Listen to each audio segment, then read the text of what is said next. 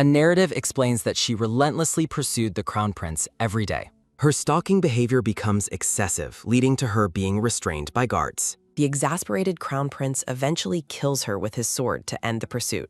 Reading the story, a girl notes the outcome was natural as smoke enters her room. A massive explosion erupts, engulfing the entire area in intense fire and debris. The girl expresses confusion as she finds herself surrounded by the raging inferno. A maid frantically urges her lady to wake up while the girl notices the uniform. The maid expresses deep concern and asks if the lady is all right after the accident. The maid explains that an oven exploded while the girl stares with vibrant purple eyes. Looking around the damaged kitchen, the girl questions her current location and situation. She realizes she has possessed Saravi to Prineus, the villainess from the novel she read. While bathing, Saravi laments her doomed fate as the maids tend to her. She worries about her destiny to die at a young age within the story. A maid enters the bedroom as Saravi sits on the bed in deep thought.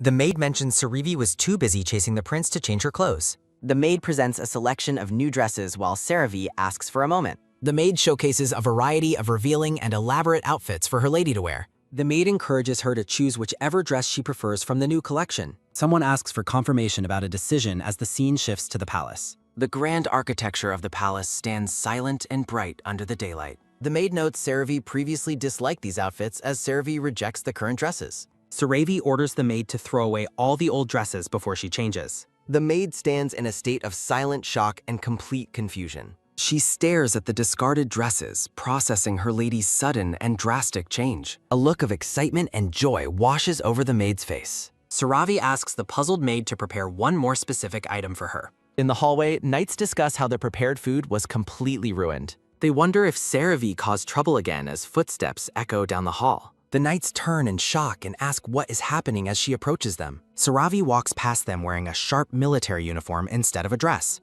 The knights are left speechless as they watch her walk away in her new attire. Arriving at the office, she recalls Saravi is destined to die by Prince Raven's hand. Saravi asks Emily her age, leading the maid to worry about a possible head injury. Emily tearfully mentions that she was excited about recently turning 17 years old. Saravi realizes she has only 3 years left before her scheduled execution.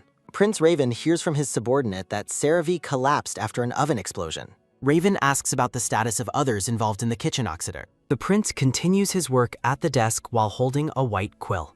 The subordinate stands by with a worried expression as Raven remains focused. Raven watches closely with glowing golden eyes as he considers the news. Raven tells the Vice Commander Distian to get used to the situation as Distian agrees. Distian admits that he is not yet accustomed to the current circumstances. Raven commands Distian to avoid and not get involved with the lady if they meet.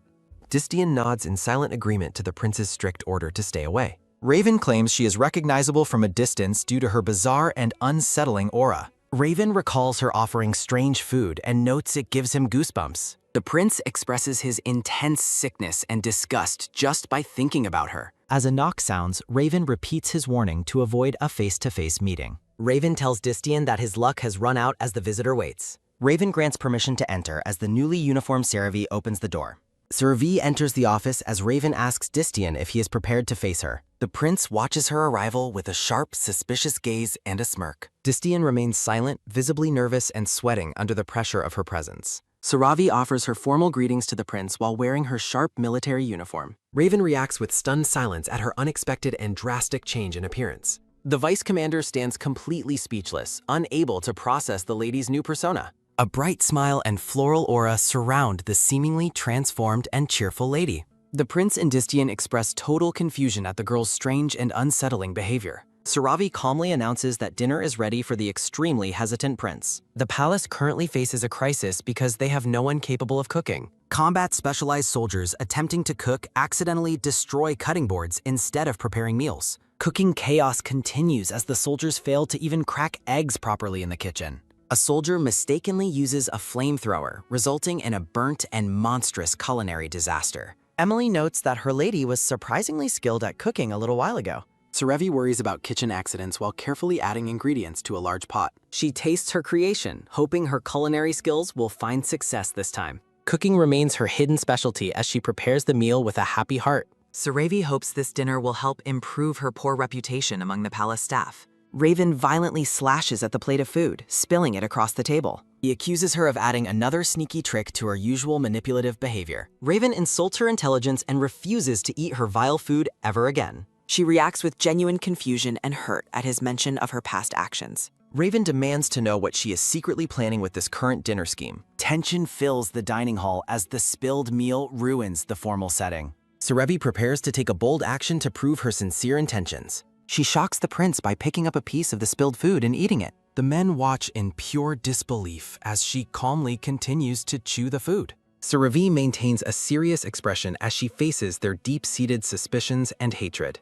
She explains that she used normal, fresh ingredients for the dinner, regardless of his misunderstanding. Serevi stands her ground, challenging his accusations with a calm and dignified demeanor. Raven looks completely flustered and unsettled by her fearless and rational response. He insists she is still scheming as he abruptly stands up to leave. Raven declares he won't be fooled by her before storming out of the hall. Serevi stands alone in silence, feeling the weight of the prince's enduring distrust. She looks toward Distian as the prince makes a hasty and angry exit. The lady remains calm despite the prince's harsh and violent rejection of her effort. Distian decides to taste the food himself after seeing her bold display. The messy dining table is left behind as the scene shifts away. Serevi travels in a carriage, reflecting on the day's difficult and hostile events. Emily announces their arrival at the mansion as Serevi acknowledges the news. Serevi enters her quarters and notices something unusual hidden in the room. She looks out at the grand and magnificent architecture of her own home. Walking through the halls, she notes the power and prestige of her noble family. She finds her flashy room overwhelming, while Emily offers to prepare a warm bath. Sitting on the bed, she finds the elaborate furnishings a bit too uncomfortable. Her foot strikes a mysterious object hidden beneath the wooden frame of her bed. Serevi crouches down, wondering what secret item has been tucked away there. Her eyes sparkle with anticipation as she wonders if she found a jewelry box. She pulls out a heavy, ornate wooden chest from its dark hiding spot. Confusion washes over Serevi as she uncovers the box's unexpected and strange contents. Emily looks toward her lady with a bright and expectant expression. Serevi crouches by the bed as the maid asks what she found. The maid reacts with wide eyes at her lady's sudden discovery. Examining the chest, Serevi asks Emily if she knows what the item is, noting that her memory is still quite fuzzy. Emily explains it is the hair of a lady Serevi once despised, causing the lady to gasp in shock. Serevi wonders why she hated the woman and notes that this specific detail was left out of the original novel. Emily reveals the woman tried to seduce the crown prince, leading Serevi to conclude the motives were as she suspected. Looking at the chest, Serevi understands why Raven was so shocked by her previous behavior. The maid is startled when Serevi suddenly speaks up with a question. Serevi turns around and asks for clarification on what the maid just said. She begins to worry about whether she was truly the one responsible for past crimes. Emily explains the woman's behavior was extreme and notorious nationwide, while Serevi asks if such a person truly existed. The maid details how the woman secretly drugged the prince's food before getting caught in his bedroom and kicked out. Emily recalls Serevi's intense anger at the time, while Serevi realizes she wasn't the one who broke into the bedroom. The story continues with the woman committing suicide in front of the prince out of spite after being rejected. Narration confirms that while Serevi was a stalker, she never used drugs or committed public suicide. Serevi stares ahead in disbelief as she realizes the story has changed significantly. Word spreads that everyone thoroughly enjoyed the meal Serevi prepared the previous day. Sunlight streams through the palace windows as the atmosphere remains quiet. Inside the office, Prince Raven sits silently while Vice Commander Distian stands before him. Raven remains focused on his papers as he tells Distian to let the lady do as she pleases. Distian attempts to protest or clarify the prince's unusual order regarding the lady. Determined to survive, Serevi returns to the kitchen and notes that the story is definitely changing. She vows to work hard to change the future where her death is scheduled. Emily arrives in the kitchen holding a bowl as she approaches her lady. Serevi offers the maid a taste of the new dish, and Emily eagerly accepts. Emily enjoys the food while Serevi expresses her hope that she can please the prince as well. Her only wish is for the prince to at least try her cooking once. Wiping her brow, Serevi feels a sense of accomplishment in the kitchen. A formal message from the prince grants Serevi official permission to manage the palace meals. Distian meets Serevi in the hallway to deliver the prince's message in person. Serevi listens intently with a look of surprise and slight confusion. Distian reveals the prince's ultimatum that he will not eat anything as long as Serevi is in the kitchen. Shocked by the harsh rejection, Serevi wonders if the prince is planning to starve himself. She reflects on how her previous behavior has completely twisted her relationship with the prince. Watching the prince from afar, she laments that a simple apology will likely never reach him. Saravi decides she must do something impactful to demonstrate her true desperation and sincerity. Distian listens to her words, acknowledging the weight of her current situation. The lady stands alone in the hallway, deep in thought about her next move. Distian reacts with a stunned expression as she makes a sudden declaration. Saravi announces that she cannot simply stand by and watch the prince suffer any longer. Her hands begin to shake from hunger as she worries she might collapse before the prince eats. A silent observer wonders how she can remain so active despite not having eaten. As Raven practices his swordsmanship, Saravi watches from the side before losing her balance. Dizziness overcomes Saravi as she struggles to find a quiet place to rest her head. Her vision blurs and her eye trembles as her strength finally gives out. Saravi collapses with a cry as her consciousness begins to fade. A pair of strong hands suddenly reach out to catch the falling lady. Prince Raven catches her in his arms, leaving Saravi barely able to whisper a word of thanks. Saravi stares up at the prince, completely bewildered by how quickly he reached her side. Raven's golden eyes narrow as he warns her that the area is strictly off-limits. Saravi looks visibly distressed and begins to sweat under his intense gaze. Leaning against the wall for support, she apologizes and explains she is suffering from a headache and dizziness. Raven roughly grabs her arm, telling her not to get the wrong idea about his intervention. He coldly declares that no matter what she does, he will never open his heart to her. Looming over her with a fierce expression, he ignores her pained grunt. A dark accusation of her being a murderer escapes his lips. Saravi is left reeling in shock, internally questioning if she truly committed such a crime. She realizes there are significant gaps in her knowledge regarding her past. Raven demands an explanation for her sudden change in speech and her choice of military attire. She decides to remain calm and focus on the immediate confrontation before investigating her missing memories. Raven grows frustrated, ordering her to stop what he perceives as a tasteless act. Looking him in the eyes, she offers a sincere apology for all her past actions. Stunned by the unexpected apology, Raven asks for clarification on what she just said. Saravi promises that she will no longer chase after His Highness. He asks if she hasn't already noticed the shifting nature of their relationship. She points out that she has kept her distance recently and promises that will remain the case in the future. Raven remains silent, his golden eyes filled with deep skepticism and doubt. Saravi offers a strained, nervous smile as the tension lingers between them. He lets go of her shoulder, internally concluding that any further words are useless. She thinks to herself that her hunger strike is a necessary protest to protect her health. Exhaustion finally begins to take a physical toll on her weakened body. Saravi pleads with him as the prince calls out to her. Saravi stumbles forward, her long white hair flowing as she loses her balance. She collapses into Raven's arms, her strength finally failing her. Sitting at the dining table, Raven is visibly surprised after tasting a spoonful of his meal. The scene shifts to the hearty vegetable soup before Raven takes another bite. He looks up with a shocked expression, unable to deny the quality of the food. Saravi beams with joy and offers a polite word of gratitude. She later sits alone in her room, quietly reflecting over a cup of tea. The word murderer haunts her thoughts as she wonders who she could have possibly killed. Saravi turns to Emily and asks if she has ever committed a crime. She specifically asks if she has ever killed someone, leaving the maid looking startled. Emily laughs off the idea, insisting her lady is incapable of such a heinous act. Saravi wonders how the maid can be so sure of her innocence when she isn't always supervised. Emily decides to share a story to help her lady remember her true nature. A flashback reveals Saravi used to cry over bugs, ordering Emily to release them rather than kill them. Emily admits the task was more of a hassle than simply killing the insects, while Saravi acknowledges her point. The maid apologizes and tells her to act as she likes, despite Saravi's attempt to clarify. Emily reassures her that she is absolutely not a bad person who would harm others. Saravi thanks her maid for the kindness as the heavy atmosphere lightens. Disguised in a cloak, Saravi heads to the market with Emily to buy ingredients and explore the town. She looks around the bustling town square with wide-eyed curiosity. An arrogant man in purple harasses a child, claiming commoners do not deserve toys. He insults the boy, telling him he is destined to be a common worker from birth to death. The man threatens to use the boy's stuffed rabbit as kindling as the child begs for its return. Saravi intervenes and demands he stop his bullying behavior, surprising the man. She demands to know why he refuses to return the toy to the child. The man gives a smug grin and asks if she really wants the item back. He callously tosses the stuffed animal onto the ground and tells her to pick it up herself. The arrogant nobleman turns to leave as Saravi confronts him. A hand reaches out and roughly grabs Saravi's dark cloak. The man asks if she is aware of his high styes. The crowd recognizes her silver hair and purple eyes as royal traits. A look of sheer panic crosses the arrogant nobleman's face. The commoners realize she belongs to the powerful Perneus ducal family. Serevi demands he return the toy and apologize to the child. He asks why a fellow noble is siding with commoners. Serevi stares him down with a cold and determined gaze. Humiliated, the nobleman retreats as the townspeople watch the confrontation. She asks if he needs a lesson on proper noble conduct. A hand reaches down to retrieve the discarded stuffed rabbit. The man tosses the toy back, warning the boy to stay alert. Serevi invites the boy to seek her help at the Pernia's house. The bullies flee the scene while Serevi watches them depart. The young boy stares at his savior with sparkling, admiring eyes. She pats his head, promising to help if he's bullied again. Demian and a masked knight watch Serevi's interaction from a distance.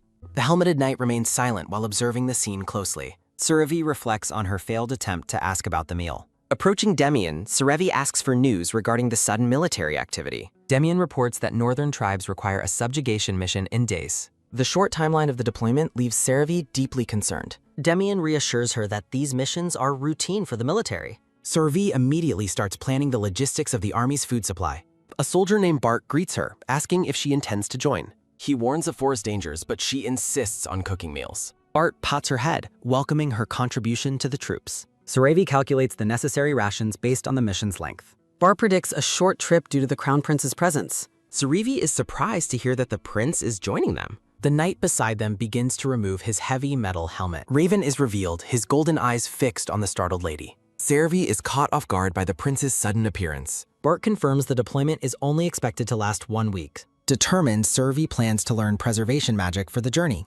Bart explains the convenience and high cost of magic-infused ingredients. A sense of dread washes over her regarding upcoming challenges. Serevi is overwhelmed by the reality of the difficult forest march. Gasping for air, she realizes the march is harder than expected. The soldiers move through the woods as if it were nothing. She questions if the knights are truly human after seeing their stamina. Exhausted, Serevi asks Demian if teleportation is a viable option. She recalls that they used magic to reach the forest entrance. Demian explains that high magic density prevents teleporting within the woods. He offers to help her leave if the terrain is too much. Serevi insists on staying despite her obvious physical struggle. She uses a small blade to clear the dense forest path. Demian informs Raven that Serevi is pushing past her limits. Looking back at her, Demian wonders if they should intervene. Raven questions Demian's sudden and unusual concern for Serevi's well-being. Lowering his gaze, Demian offers a formal apology for his distraction. Turning away, Raven orders his knight to focus on the march. Raven casts a brief, lingering glance back toward the forest cass. Exhaustion takes hold as Serevi gasps for air against a rock. Raven pauses to look back at the struggling lady resting nearby. Serevi resolved to push forward, refusing to be spoiled or weak. She uses her blade to clear the brush, acting like an adult. With a determined look, Serevi reaffirms her ability to keep up. A thick vine suddenly coils around Serevi's ankle as she locks. Serevi looks down in confusion at the strange resistance holding her. She grunts in pain as the grip on her leg tightens. Clutching her arm, Serevi winces as pain flares through her shoulder. A close-up reveals the root constricting her leg despite her efforts. The knights continue their march, leaving the trapped lady behind them.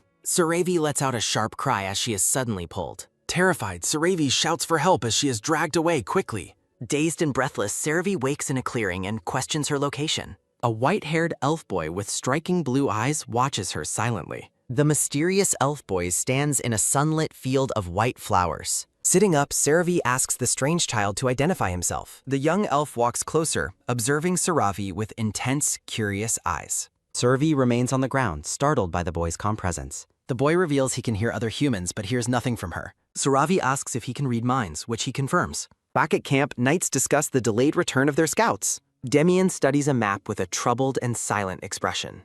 Raven approaches the fire, demanding to know where Serevi has gone. The prince's golden eyes narrow as he scans the campsite for her. Raven marches through the camp as the knights watch in surprise. Raven informs Demian he is going to find Serevi a love. In the clearing, the elf boy claims to know her purpose. He asks if her true goal is to kill his people. Serevi is visibly shocked and horrified by the boy's sudden accusation. She asks if his tribe is responsible for the recent human kidnappings. Serevi waits with bated breath for the mysterious boy's answer. The boy reacts with comical outrage, denying that elves would kidnap anyone. Serevi reassures him the crown prince will not harm innocent people. The boy expresses doubt, sensing a large amount of human weapons. She explains she came to investigate reports of a tribe harming others. Serevi promises that the prince will not hurt him if they're peaceful. The boy claims she is unable to lie, confusing her further. He explains his ability to sense and even smell a person's feelings. Serevi is bewildered by the idea of someone smelling a lie. He describes the scent of lies as an animal-like instinct he possesses. A heavy, foreboding vibration shakes the trees and darkens the sky. The elf boy senses immediate danger and tells Saravi to hide. Sinister purple-skinned monsters appear, delighting in the scent of human prey. The boy uses magic, ordering the intruders to leave his territory. The lead monster sneers, mocking the boy as a weak half-breed. An ominous voice announces it has found the humans in the clearing. Severi identifies the arriving group as members of a foreign tribe. Saravi urges the elf boy to run from the approaching danger. The scene shifts as a powerful strike cuts through the air. A monster curses as a sword suddenly embeds into the ground. Saravi is relieved to see Raven has arrived on the scene. Raven draws his blade and advances toward the monstrous intruders. A look of cold fury settles in Raven's golden eyes. With one swift motion, Raven unleashes a devastating attack on the enemies. The monsters fall, defeated by the prince's overwhelming strength and speed. Saravi calls out to Raven as he approaches after the battle. Raven questions her presence and demands to know the boy's identity. Raven suspects the boy and asks if you brought her there. Saravi claims a vine pulled her as she silences the elf. The elf boy finds the prince's inner thoughts far too loud. Saravi tries to reassure the boy of the prince's good character. The boy remains skeptical as he observes the intimidating noble before him. Raven's intense gaze reveals a mutual feeling of dislike for the boy. Raven insists they return to the main army camp immediately. A sudden flare of pain in her shoulder makes Saravi wince. Noticing her distress, Raven asks if she has been hurt. Raven notices her injury and asks for an explanation of the cause. Raven realizes his own rough treatment caused the injury he's questioning. Raven blames the monsters, but Saravi insists he saved her instead. Raven lifts the boy, suspecting him of causing Saravi's obvious pain. The boy, named Zephyr, demands to be set down immediately. Raven ignores the boy's protest and demands the truth from Saravi. Raven refuses to believe Saravi's transparent lie about exercising in secret. Raven points out how often she naps instead of actually exercising. Saravi frets over how to handle the increasingly awkward conversation. Raven's expression hardens as he waits for an honest answer. Raven uses a commanding tone to demand the absolute truth. Saravi feels the weight of his authoritative presence as she hesitates. Saravi admits the injury happened when Raven roughly handled her earlier. Stunned into silence, Raven stares at her with a shocked expression. Saravi complains that using dragon speech to force her truth is unfair. A wave of guilt and regret washes over the young prince. Saravi waits for a response from the visibly shaken young man. Raven promises her proper medical attention once they reach the palace. Saravi downplays her injury, claiming she usually heals without any help. Raven remains silent, his eyes filled with a heavy, protective concern. Saravi gives a cheerful smile and thanks him for his kindness. Zephyr watches the exchange, seemingly deep in thought about the humans. Still dangling, Zephyr asks to be placed back on his feet. A tense silence settles as the prince and elf exchange glares. Zephyr happily runs back to Saravi's side, ignoring the frustrated prince. Zephyr clings to his savior while Raven fumes over their interaction. Saravi is surprised to learn about the healing abilities of elves. Zephyr offers to use his magic to mend her injured shoulder. Raven aggressively warns the elf boy to stay away from her. Zephyr points at Raven, accusing him of causing the injury he is trying to heal, and telling him to stay out of the way. Raven looks on silently as Zephyr tells Saravi to bear with it because the healing magic might tickle. Zephyr's hand glows with a brilliant light as he applies his healing magic to the lady's shoulder. Saravi and Raven look on with visible shock as the elf boy suddenly stops his magical attempt. Zephyr looks at his hand in confusion, certain that his healing magic reached the intended target. Saravi explains her body resists magic while privately wondering why the novel setting for elven healing failed her. Raven coldly orders Saravi to leave the boy alone because it is time for them to return to camp. Zephyr spreads his arms wide and desperately begs the two humans not to leave him behind in the clearing. After Saravi asks why they should stay, the boy insists there's something important they all need to know. Surrounded by a magical aura, the boy reveals he is actually the chieftain leading the forest's foreign tribes. Saravi and Raven stare at the small boy in utter disbelief following his claim of being a tribal leader. Zephyr looks down with a saddened expression, lamenting the fact that no one ever seems to listen to him. A foreboding atmosphere surrounds the explanation for why the foreign tribes are currently causing trouble in the forest. Zephyr explains that the current violence and their presence in the woods are all tied to a single problem. He states that he needs their help to complete his coming-of-age ceremony so the forest and people won't suffer. Zephyr looks up at Saravi with a serious and expectant expression as they stand in the field. A tense silence settles over the group as the prince and the elf boy exchange a mutual glare. Raven offers a blunt and immediate refusal to the boy's plea for help with his ritual. Raven explains the unwritten rule against interfering with other races' problems or invading their designated territory. Raven demands to know what the ceremony requires as Saravi watches the boy with a conflicted expression. Zephyr explains he must complete an elven rite of passage to become an adult, but the rite won't accept him. Raven sighs in frustration while Saravi looks at the struggling elf boy with deep maternal concern.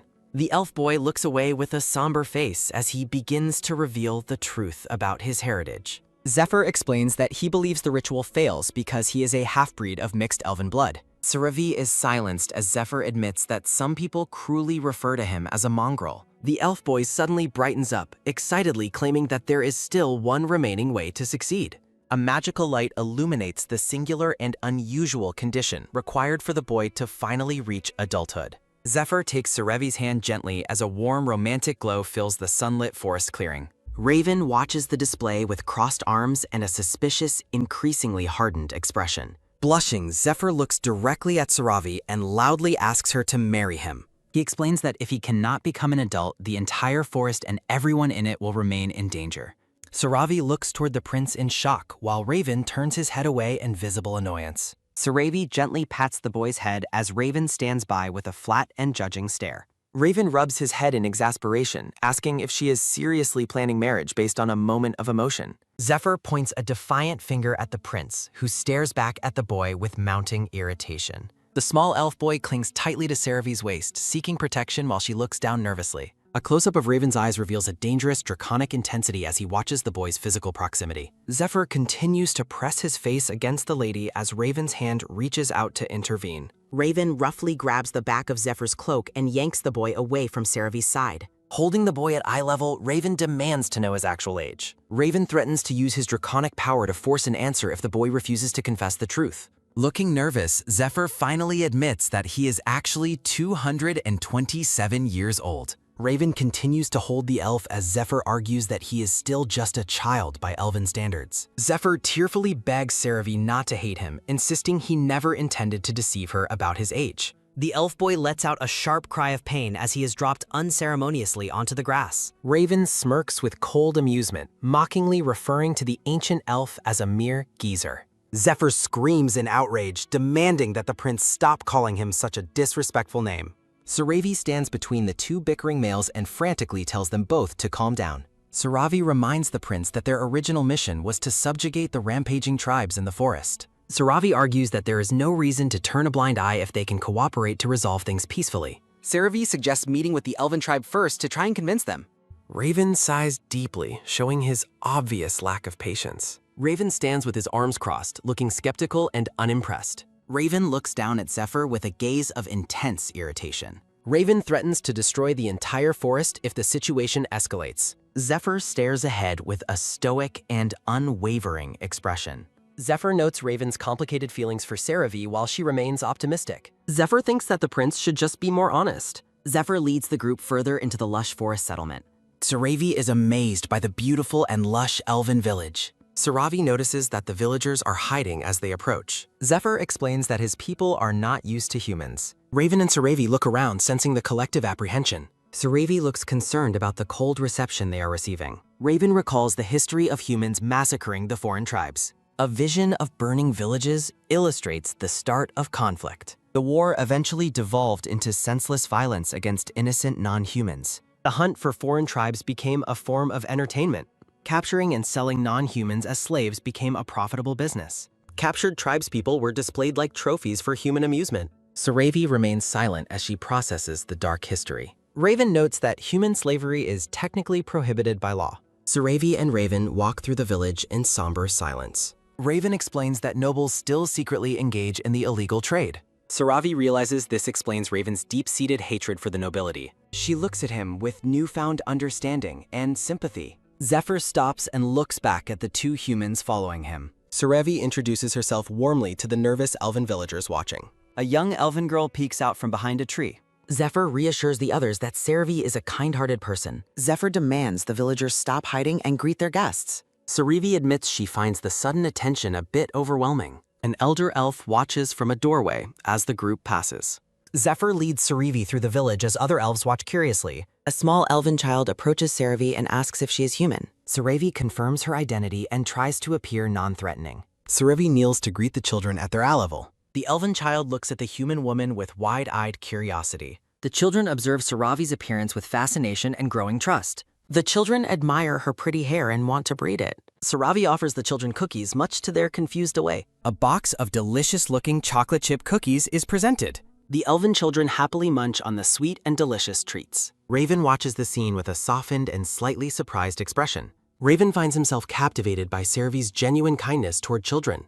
Elven adults notice her clear aura and gentle nature with youth. The village children gather around Saravi as she sits with them. The children are delighted as they touch her sparkling hair. Saravi beams with joy as she interacts with the friendly elves. A tall bearded elder introduces himself as the village chief. Saravi bows politely and formally introduces herself as Saravi de Perneus. The elven chief notes she has a clear, calm aura rarely felt in humans. He asks if she intends to meet the elven god of the forest settlement. Saravi confirms her sincere desire to help resolve the troubles in the woods. The chief explains that the elven god dwells in the center of this forest. He mentions only a non-elf with primordial beauty can open the sacred door. Raven watches the discussion with a silent, intense, and increasingly skeptical expression. Zephyr assures the prince that Saravi will be fine because she is pure. A surge of magical friction crackles between the competitive prince and the elf boy. The chief prepares for a purification ritual to open the sacred elven door. Saravi looks at the chief and gives a silent nod of readiness. Turning his attention to Raven, the elven elder asks about his intentions. Raven demands that the chief simply perform the ritual for the lady's sake.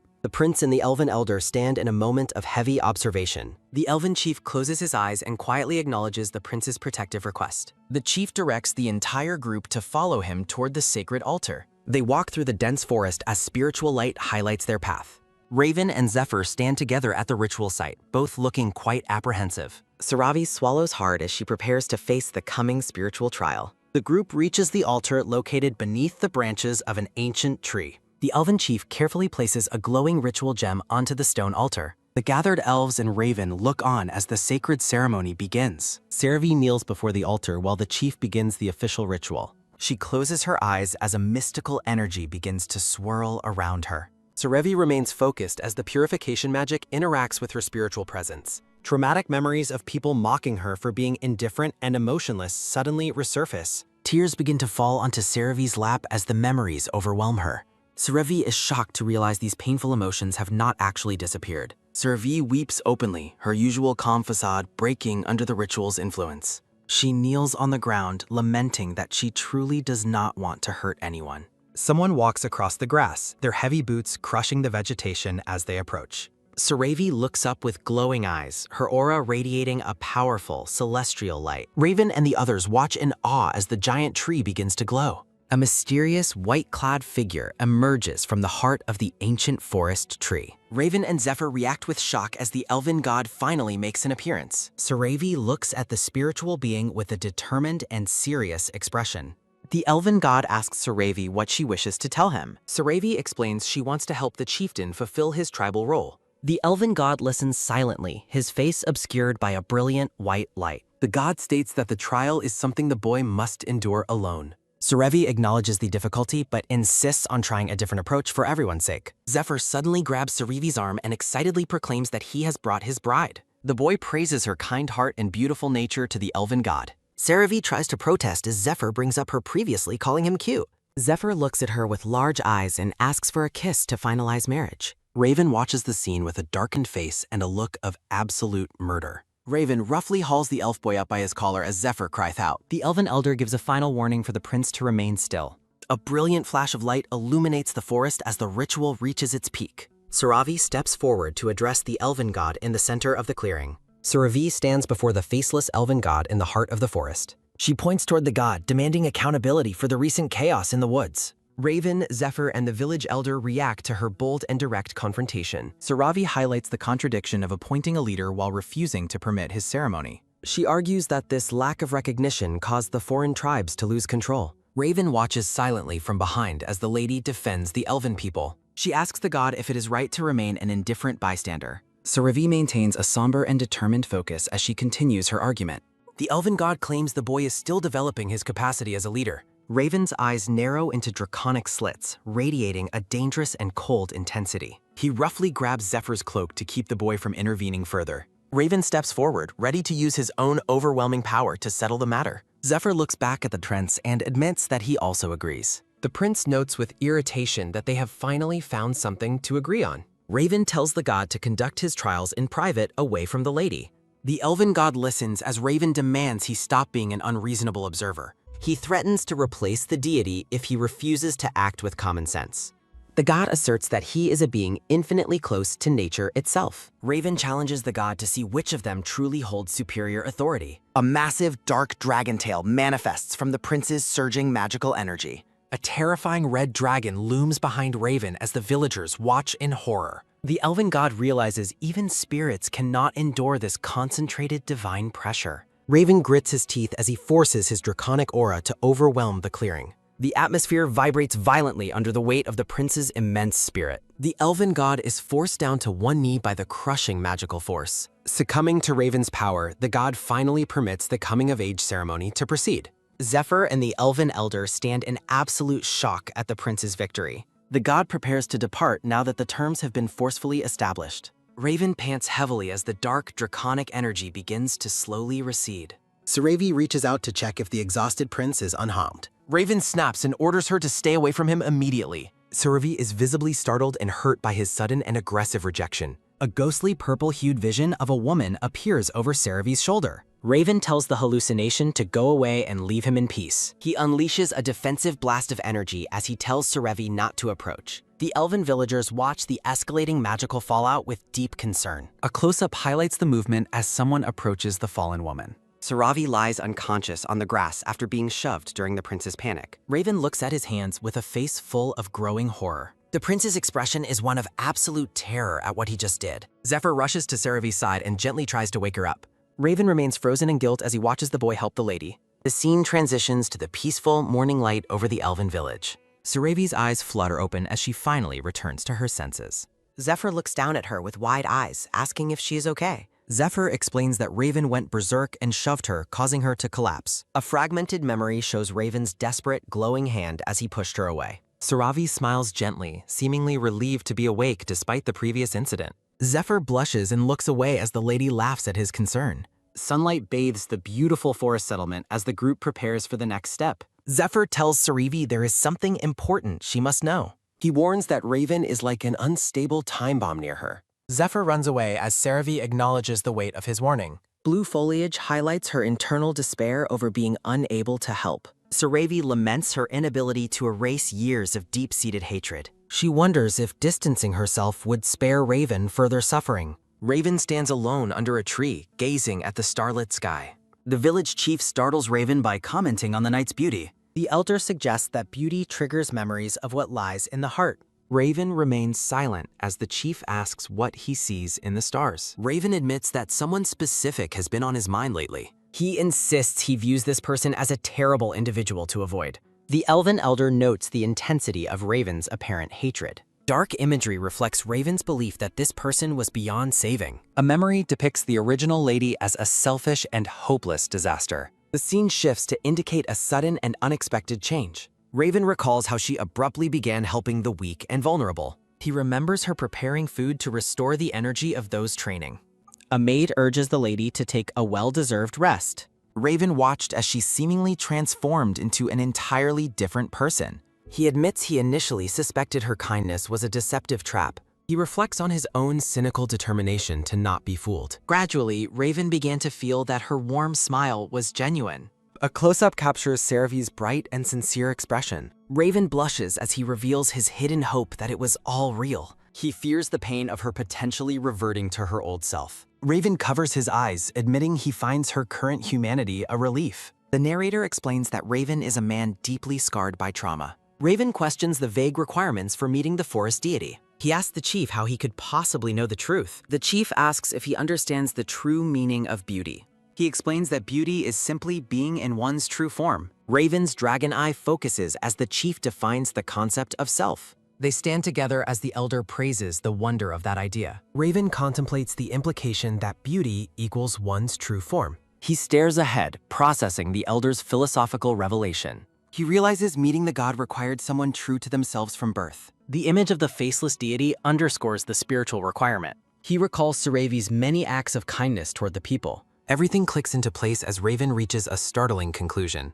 Raven realizes with shock that kindness is actually Saravi's true nature. He celebrates the fact that she will likely never change back. The following day, the group prepares to leave the elven settlement. The subjugation team uses a magic circle to return home safely. Zephyr begs Saravi to stay as the others depart for the castle. Saravi comforts the weeping elf boy with a gentle head pat. She makes a solemn pinky promise to return for a visit. Zephyr excitedly declares they should get married during their next meeting. Zephyr beams with joy while Raven fumes in the background. Saravi calls out as Raven enters the portal without looking back. Saravi panics as she fears being left behind by the portal. Raven quickly reaches back to grab her hand before the teleportation. The two are pulled into a close embrace during the Kanzit. Narration describes Saravi as being frozen like someone who has never teleported before. Saravi admits she was momentarily dazed while Raven watches her closely. Zephyr waves farewell as Saravi waves back through the shimmering light. Raven maintains a stoic and contemplative expression as they depart. The elven elder stands peacefully to see the group off. Raven shows a rare sign of respect by bowing to the elder. The elder smiles warmly while leaning on his wooden staff. The brilliant green light of the portal fully envelops the traveling pair. The scene shifts to the grand and ornate facade of the palace. Saravi collapses upon landing while Raven remains perfectly poised on his feet. Raven critiques her poor coordination as she begs him not to investigate further. Saravi reflects on her origins in a world completely devoid of magic. She sheds a tear, questioning if she can truly survive in this realm. Raven extends his hand to help the fallen lady back up. Saravi is surprised by his kindness, noting he usually ignores her. She thanks him for the help while wondering about his sudden change. Remembering Zephyr's warning, she worries if Raven's kindness is a dangerous strain. Raven mentions that they were unable to speak during the previous night. The prince admits with visible discomfort that he had shoved her earlier. Saravi stares at him with wide, shocked eyes after his confession. Raven apologizes for the hurt while she urges him not to force himself. Saravi asks for normal treatment, leaving Raven confused by the request. A close-up of Raven shows his utter bewilderment at her suggestion. Saravi joyfully asks him to return to insulting her as per usual. Sunlight hits the palace fountain as narration confirms Zephyr's ritual success. Peace returns to the kingdom as knights enjoy a quiet daily routine. The knights are horrified as Saravi shouts her request for an insult. Onlookers are baffled and peer around walls to see who is shouting. Demian orders the men to leave immediately to prevent any further scandals. He tries to play off the strange behavior as a rehearsal performance. Demian's face tenses as he realizes how many people witnessed the scene. He scolds Saravi for her request as she tries to apologize. Demian lectures her on public decorum while Raven defends his own behavior. The knight shouts that the crown prince must always maintain his dignity. Demian's face turns red from stress before he suddenly gushes blood. The knight collapses to the floor as Saravi and Raven cry out. Both Raven and Saravi watch in absolute horror as Demian remains down. Raven asks about Demian's condition in the quiet medicinal room. The doctor looks over the group with a calm and serious expression. He explains the blood was caused by extreme sleep deprivation, not injury. The physician advises that Demian needs rest and a stress-free environment. Saravi eagerly promises to cooperate while Raven watches with concern. Saravi wonders if Demian will truly be okay after the incident. She recalls her own role in causing him such immense mental stress. Saravi notes that Demian has never suffered from health issues before. She realizes he suffered in silence because he appeared so reliable. Raven tells her to save her troubling statements for private moments. Saravi asks the prince if her previous words caused him any distress. Raven questions if she is mocking him while she remains confused by his anger. Saravi explains her intent to help while Raven questions her request for harsh treatment. Saravi points out his consistent history of mistreatment as the prince remains silent. Saravi internally wonders why he is reacting poorly to her offer of ease. The two stand in the sunlit palace corridor during their tense conversation. Saravi realizes that he likely despises receiving sacrificial offers from someone he hates. A determined resolve forms within her mind to address the situation immediately. Saravi enthusiastically announces that she is officially quitting her duties today. Raven is shocked as she promises to stay out of his sight forever. Saravi celebrates her simple solution for avoiding future conflict with the prince. She suddenly remembers that her departure would leave the kitchen without a cook. The two stare at each other in a moment of awkward silence. Raven turns his back and calls her selfish before walking away. The prince departs abruptly, leaving the lady bewildered by his cold reaction. Raven complains about her lack of consideration while she senses something is wrong. Saravia is left wondering why the prince appeared to be genuinely hurt. Raven walks away with a shadowed expression as the lady watches him go. Sunlight gleams over the grand architecture of the Imperial Palace grounds. Two knights are surprised when Saravi appears and disappears in the hallway. The confused guards wonder if they just witnessed a ghost in the palace. Raven startles the knights by asking about the ghost they supposedly saw. The guards frantically backtrack, claiming they merely saw a mirage of the lady. Raven coolly accepts their explanation while standing in the middle of the hall. Saravi hides elsewhere, relieved to have avoided an encounter with the prince. She recalls the warning that Raven is an unstable threat to her safety. Saravi concludes that maintaining distance is necessary for the well-being of both. She decides to find a safe hiding spot to avoid accidental run-ins. Saravi finds herself inside the massive and ornate Imperial Library. She scans the tall bookshelves in search of some romance novels to read. Something unexpected on a shelf catches the white-haired lady's attention. Her finger points to a magic book focused on advanced cooking techniques. The library's towering wooden arches and golden light create a peaceful atmosphere. Elsewhere in the room, Raven browses the collection with a book in hand. The prince searches through the rows of leather-bound volumes on the shelves. Raven's sharp dragon eyes focus on a target through a gap in books. Saravi sits at a desk and begins studying the large magic tome. Raven watches her from a distance, noting her uncharacteristic focus on reading. He expresses disbelief at the sight of her studying so diligently.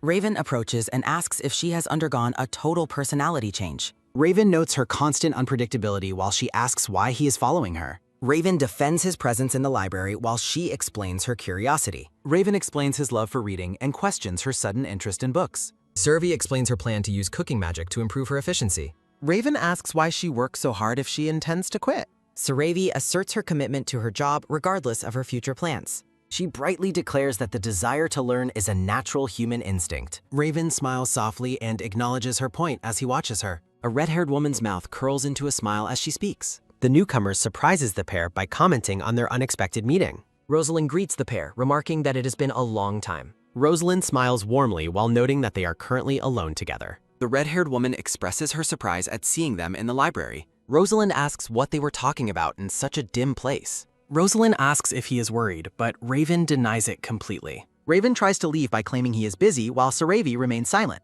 Saravi turns around in shock as she realizes Rosalind is addressing her. Rosalind asks Saravi if she was missed during the time she was gone. Saravi wonders if they are friends since the woman speaks so casually. Chibi Rosalind scolds her for being forgetful while Saravi admits she spaced out. Rosalind questions Saravi's simple appearance and notes she looks like someone else. The silver-haired lady looks confused as Rosalind stares at her new style. Rosalind hums with a suspicious smile while observing Saravi's reactions closely. Rosalind finds the library visit surprising. Saravi explains she's stopped by to read. Rosalind jokes about her hating books, which the lady finds unexpectedly revealing. Saravi explains her intent to use reading to improve her efficiency in cooking. The lady questions if the remark was meant as a compliment or mockery. Rosalind suggests a shopping trip together to see a specific designer's new dress. Saravi doesn't remember the designer and mentions her interest in learning magic. Rosalind is visibly stunned by Saravi's sudden and uncharacteristic interest in magic. A flashback shows the original Saravi demanding to hire a wizard instead. Chibi Raven thinks the previous selfish behavior sounds much more like her nature. Saravi worries about her own suspicious behavior while trying to maintain her cover. Saravi admits she has changed, though Rosalind asks if it was recent. Saravi expresses her joy in reading and making others happy with her food. The lady privately admits that she hasn't understood a single page she read. A close-up shows Saravi smiling brightly despite her internal confusion over the book. Raven watches her from a distance with a serious and contemplative expression. Rosalind's face turns cold and dark as she watches Saravi's back. Rosalind smiles again and remarks that Saravi is like a completely different person. Rosalind decides not to bother her further today, promising a future shopping trip. Rosalind walks away with an ominous thought about Saravi never escaping her. Saravi departs, deciding that she needs to find a much easier book today. The next day, Rosalind finds Saravi outside and suggests another library visit. Rosalind grabs her hand to go shopping for the designer dress immediately. Saravi is hesitant to leave while she is still clutching her magic book. A close-up shows Rosalind's determined expression as she pulls the lady along. Rosalind acts dejected, asking if they aren't friends after yesterday's rejection. Saravi panics and clarifies her intent while Rosalind smirks at her success. Rosalind is pleased that Saravi won't abandon her and forces the awning. Saravi feels completely overwhelmed as she is swept up in Rosalind's fast pace. A text box confirms the lady will have to finish reading tomorrow. The two ladies walk together through the sunlit grounds of the palace. Rosalind looks back at Saravi and mockingly calls her a complete fool. The scene shifts to a quaint street filled with shops and cafes. Saravi feels that something is off as they arrive at the dress shop. A purple-haired shopkeeper welcomes both ladies and shows off the new designs. Saravi remembers that her predecessor's fashion sense was not normal at all. The shopkeeper presents a tattered-looking dress, much to Saravi's absolute horror. Saravi recognizes the terrible, rag-like dress as her predecessor's preferred style. Rosalind asks Saravi if the new collection is cute, while the lady finds the decorations outrageous. Rosalind encourages the lady to try on the outfit, but Saravi politely declines the offer. The purple-haired shopkeeper and Rosalind present a blue dress, claiming it is absolutely perfect. Saravi reacts with a loud shout of pure shock at the suggested fashion choice. Rosalind and the shopkeeper laugh, assuming the white-haired lady is merely joking with her reaction. Saravi privately notes her genuine distaste for the clothing as the other two women smile. Saravi shocks the others by announcing she has already used up her entire allowance. She explains that her father threatened to evict her for any further reckless spending habits. Rosalind reflects on the Duke's stance while Saravi judges her friend's eccentric and strange taste. Rosalind poses enthusiastically while wearing a flamboyant, feathered hat and an elaborate dress. Saravi stares in disbelief, privately comparing the red-haired woman's appearance to that of a peacock. The shopkeeper praises the lady's excellent taste as Rosalind decides to purchase the items. Rosalind thanks the staff and continues her shopping spree by selecting even more items. The shop staff bows deeply as the two ladies depart the building with their box. Saravi hopes to return home, but Rosalind stops her and asks her to wait. Rosalind presents a bag, explaining she personally picked out a gift specifically for Saravi. She offers the item as a replacement for the travel souvenir she failed to buy. Saravi realizes that Rosalind's persistent shopping invitation was motivated by guilt over the missed souvenir. The white-haired lady panics, terrified of accepting the terrible dress she saw in the shop. Rosalind looks visibly dejected and asks if her gesture has become a burden to Saravi. Saravi is struck by the thought that Rosalind might truly care for her after all. Memories of being called emotionless and unlovable flash through Saravi's mind as she watches Rosalind. Saravi apologizes for her reaction, though Rosalind is confused by the lady's sudden statement. Saravi decides to voice her feelings properly as she reaches out to accept the shopping bag. She promises to treasure the gift, making Rosalind happy that the offering was finally accepted. Saravi privately resolves that she will never actually wear the dress despite accepting the gift. Rosalind's face turns shadowed as she asks if Saravi finds the new gift lovely. Chibi Rosalind notices Saravi's lack of makeup lately and offers to apply some for her. Rosalind smiles warmly and suggests they head to her house immediately for the makeup session. Saravi reacts with pure horror at the sudden and intense invitation to visit the home. The lady fakes extreme exhaustion in a monotone voice, claiming she might collapse without rest. Saravi departs in a carriage while Rosalind expresses regret that they couldn't spend more time. Rosalind suggests that their next shopping trip should last until the following morning instead. Chibi Saravi remains speechless and overwhelmed by the red-haired woman's persistent social energy. Saravi collapses onto the floor at home, lamenting that all her strength has vanished. She looks back in horror as she imagines Rosalind's gleeful and persistent laughter nearby. The white-haired lady screams in denial at the haunting thought of Rosalind's future plans. The scene transitions to the sunlit arches and towering bookshelves of the Grand Imperial Library. Rosalind browses the library, complaining about boring books while waiting for Saravi's arrival. Rosalind notices something while Saravi gasps in terror after spotting the woman in the room. Rosalind wonders if she imagines someone while Saravi hides and plans her immediate escape. Raven walks through the palace corridor while knights admire his legendary and tireless work ethic. The guards note that the prince never slacks off, even for a single day. Raven internally complains about his exhaustion and envies Saravi's ability to take naps. The prince stops and stares when he discovers Saravi sprawled out on the floor. Raven asks what she's doing there while Saravi reacts with a loud start. Raven summarizes her absurd strategy of crawling along the floor to escape Rosalind's sight. Raven looks skeptical while noting that Saravi truly has a talent for being strange. Saravi remains on the floor, accepting his observation with a simple and blank expression. Raven asks if that is all while the white-haired lady looks up with confusion. Raven clears his throat, offering to help her just this once, but Saravi flatly refuses. Raven is bewildered by her refusal while Saravi claims she's content staying on the floor. The prince is left speechless as Saravi dismissively bids him farewell. The quiet library shelves stand tall, bathed in soft afternoon light. Raven searches through the bookshelves with a serious and focused expression. Raven is annoyed that Saravi turned down the Crown Prince's help so casually. He finds her behavior rude enough to warrant a formal charge for an insult. Raven fumes over her cold treatment after she used to cling to him. Raven admits he despises her when Rosalind questions his harsh treatment of the lady. Raven reflects on his harsh words while holding a book in the library. The prince sighs as Rosalind approaches him with a cheerful greeting. Rosalind presents a bag of heart-shaped cookies she baked herself as a gift. Raven remains cold and distant while Rosalind continues to smile brightly. Saravi remembers Raven giving the cookies to others despite her hunger. A knight expresses his gratitude for the food while Raven looks away. The knights stand in a daze after receiving the unexpected snack. The knights enjoy the cookies as Chibi Saravi watches them with envy. Saravi wonders if she offended him as she watches the knights eat. A heavy book is suddenly placed on Saravi's head, startling her. Raven returns and asks about the letter writer while Sarave questions his sudden arrival. Raven casually suggests decapitation as a solution, causing Saravi to panic instantly. The prince laughs and clarifies he was joking, though Saravi remains shaken. Saravi finds his dark humor terrifying given his actual power to kill. Raven sits on the floor and asks Saravi if she was aware of something. Raven leans in with a smirk, catching Saravi off guard with his proximity. Raven presents the specific magic book she wanted, leaving Saravi shocked by his insight. He explains that he knows everything in his domain, including her interest in magic.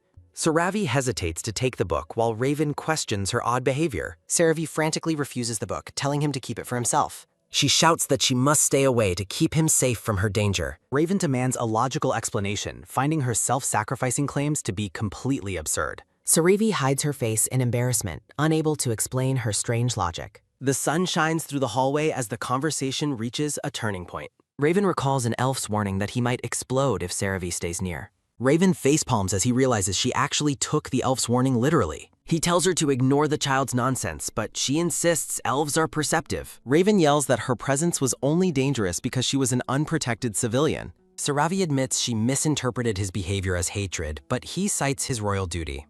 The lady smiles warmly, assuring him she doesn't misunderstand his intentions anymore. Raven vows to scold the elf while Saravi panics over the impending confrontation. Saravi asks if this is the only magic book available in the library. She wishes for more resources to make her magical studies significantly easier. Saravi laments that she cannot visit the library due to her current situation. Chibi Saravi proposes a new plan while Raven watches her with a blank stare. Raven looks at her with disbelief, realizing her unusual strategy actually worked. Raven admits that he is trying something for the very first time. He questions her reading magic books without experience, and she explains her intent. Both characters stare at each other in confusion as they struggle to communicate. Raven asks if she has taken an aptitude test, noting she won't understand anything. Saravi remains silent, realizing she skipped the most basic step of magic study. Saravi reacts with visible sweat as she questions the sudden magic test. Raven looks on with a slightly frustrated and bewildered facial expression. A recruitment notice for various translation roles marks a brief narrative pause. The narration explains that there is a prerequisite step to learning magic.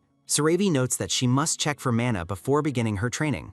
Standing before large doors, the white-haired lady asks if mana is measured here. Raven grabs Saravi's arm as she asks him what is currently happening. A bright blue magical energy flows from the prince into the lady's shoulder. Saravi is stunned as she realizes the pain in her shoulder has vanished. Raven reveals he practiced healing magic, and Saravi notes how well she moves. A box of pink roses sits beneath a window as the scene shifts. Raven asks Saravi to lift a small stone, much to her annoyed realization. Raven explains that the stone feels lighter depending on the strength of mana. The white-haired lady gulps nervously as she prepares for the difficult physical test. Saravi reaches out her hand toward the small, gray stone on the pedestal. Both characters react with intense shock at the immediate results of the test. Chibi Saravi easily lifts the stone as Raven stares in absolute disbelief. Saravi tosses the stone while Raven claims that her mana level is impossible. Raven realizes that the elf's magic also failed to work on the lady before. Saravi looks at the tiny stone in her hand with a confused expression. Raven suggests they run more tests to understand her strange resistance to magic. Saravi stares at the stone, wondering why everyone is reacting so intensely. A large group of hooded palace mages gathers around the two central figures. The mages complain about the blinding sunlight after leaving their dark laboratory rooms. Saravi asks what is happening as the mages whisper about wanting to escape. The lady feels the situation is getting too serious for a simple test. Raven points at Saravi, wanting to see what magic will actually work on her. Saravi is offended, asking if he plans to use her as a test subject. Raven smiles brightly and admits his plan is exactly as the lady described. Chibi Saravi looks completely drained and defeated by the prince's sudden devious plan. The mages discuss turning the white-haired lady into a dog or a cat. The mages question the purpose of nullifying the lady's resistance to their magic. An old mage wonders if their current defensive spells are no longer sufficient. The elderly mage shouts that he doesn't know anything and tells them to ask. Raven offers the mages a reward for helping him research his new magic. The mages are moved to tears by the prince's praise and generous offer. The staff-wielding mages are suddenly energized and ready to show their true skills. A mage with glasses prepares to cast a spell while Saravi waits patiently. The purple-haired mage focuses his energy while reading from a magical spellbook. The mage commands hair to grow as he points his glowing staff forward. The narration confirms that absolutely nothing happened to Saravi after the first spell. The mage shouts a command to turn the lady into a cat instead. Saravi remains unchanged as the mages note her lack of a magical reaction. A wide shot shows the group standing still as the magic fails once again. The mage attempts a final spell to transform the white-haired lady into a man. In the end, nothing happened despite the numerous and varied magical transformation attempts. People outside the palace praise the prince for devising a perfect and powerful magic. The mages claim Raven's name will make history, but he remains humble and modest. The mages bid farewell while continuing to praise the prince for his humble nature. Raven admits social exhaustion while Saravi realizes her friend is actually a quiet introvert. Raven gazes at Saravi, remarking that she is more unusual than he anticipated. He explains that her body nullifies external magic, causing past spells to fail. Raven points to himself with a determined and slightly frustrated expression. Raven notes her obvious confusion while Saravi marvels at his perception. The prince asserts that only his magic is capable of influencing her. Saravi wonders if her resistance stems from transmigration or obsessive love. Saravi panics, fearing her magic-repelling nature might prevent her from learning magic. Raven clarifies that her body only blocks mana cast by other people. He adds that using her own internal power is an entirely separate matter. Saravi asks why she was able to use teleportation magic before. Raven explains that spatial magic works because it doesn't flow through her. Saravi questions if she can cast the spells found in the book. Rosalind scoffs at the idea of a complete novice attempting magic. Saravi admits she was overexcited to learn magic in this new world.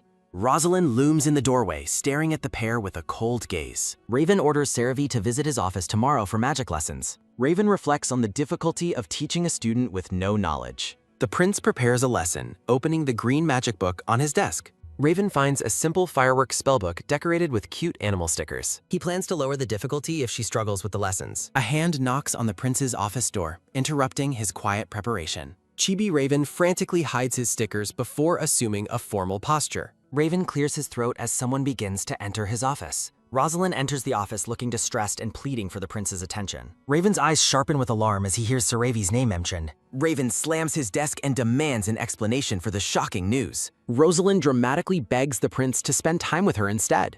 Silence follows as Raven stares at her with a completely blank expression. Raven asks Rosalind to leave, but she desperately begs for his attention. Saravi walks down the hall, feeling hesitant about meeting with the prince. She worries about Raven's potential dark side based on the original story. Saravi is shocked to see the office door open and Rosalind inside. Saravi senses a serious problem developing after noticing her rival's behavior. Rosalind claims the prince needs to know about Saravi's recent suspicious actions. Rosalind reveals that Saravi is attempting to cook for the prince. An arrow identifies the white-haired lady as the palace's new chef. Rosalind questions his lack of surprise while Raven asks why she's here. Saravi hesitates outside the door, unsure whether to enter or retreat. Rosalind slams the desk and questions if the prince is truly okay. Rosalind hints that the prince has already suffered through many interesting things. She reminds him that he was previously drugged through his food. Rosalind questions his trust in someone who used an aphrodisiac on them. Rosalind continues pleading with the prince, claiming she is worried for him. The prince gazes at her coldly while she pretends to be genuinely concerned.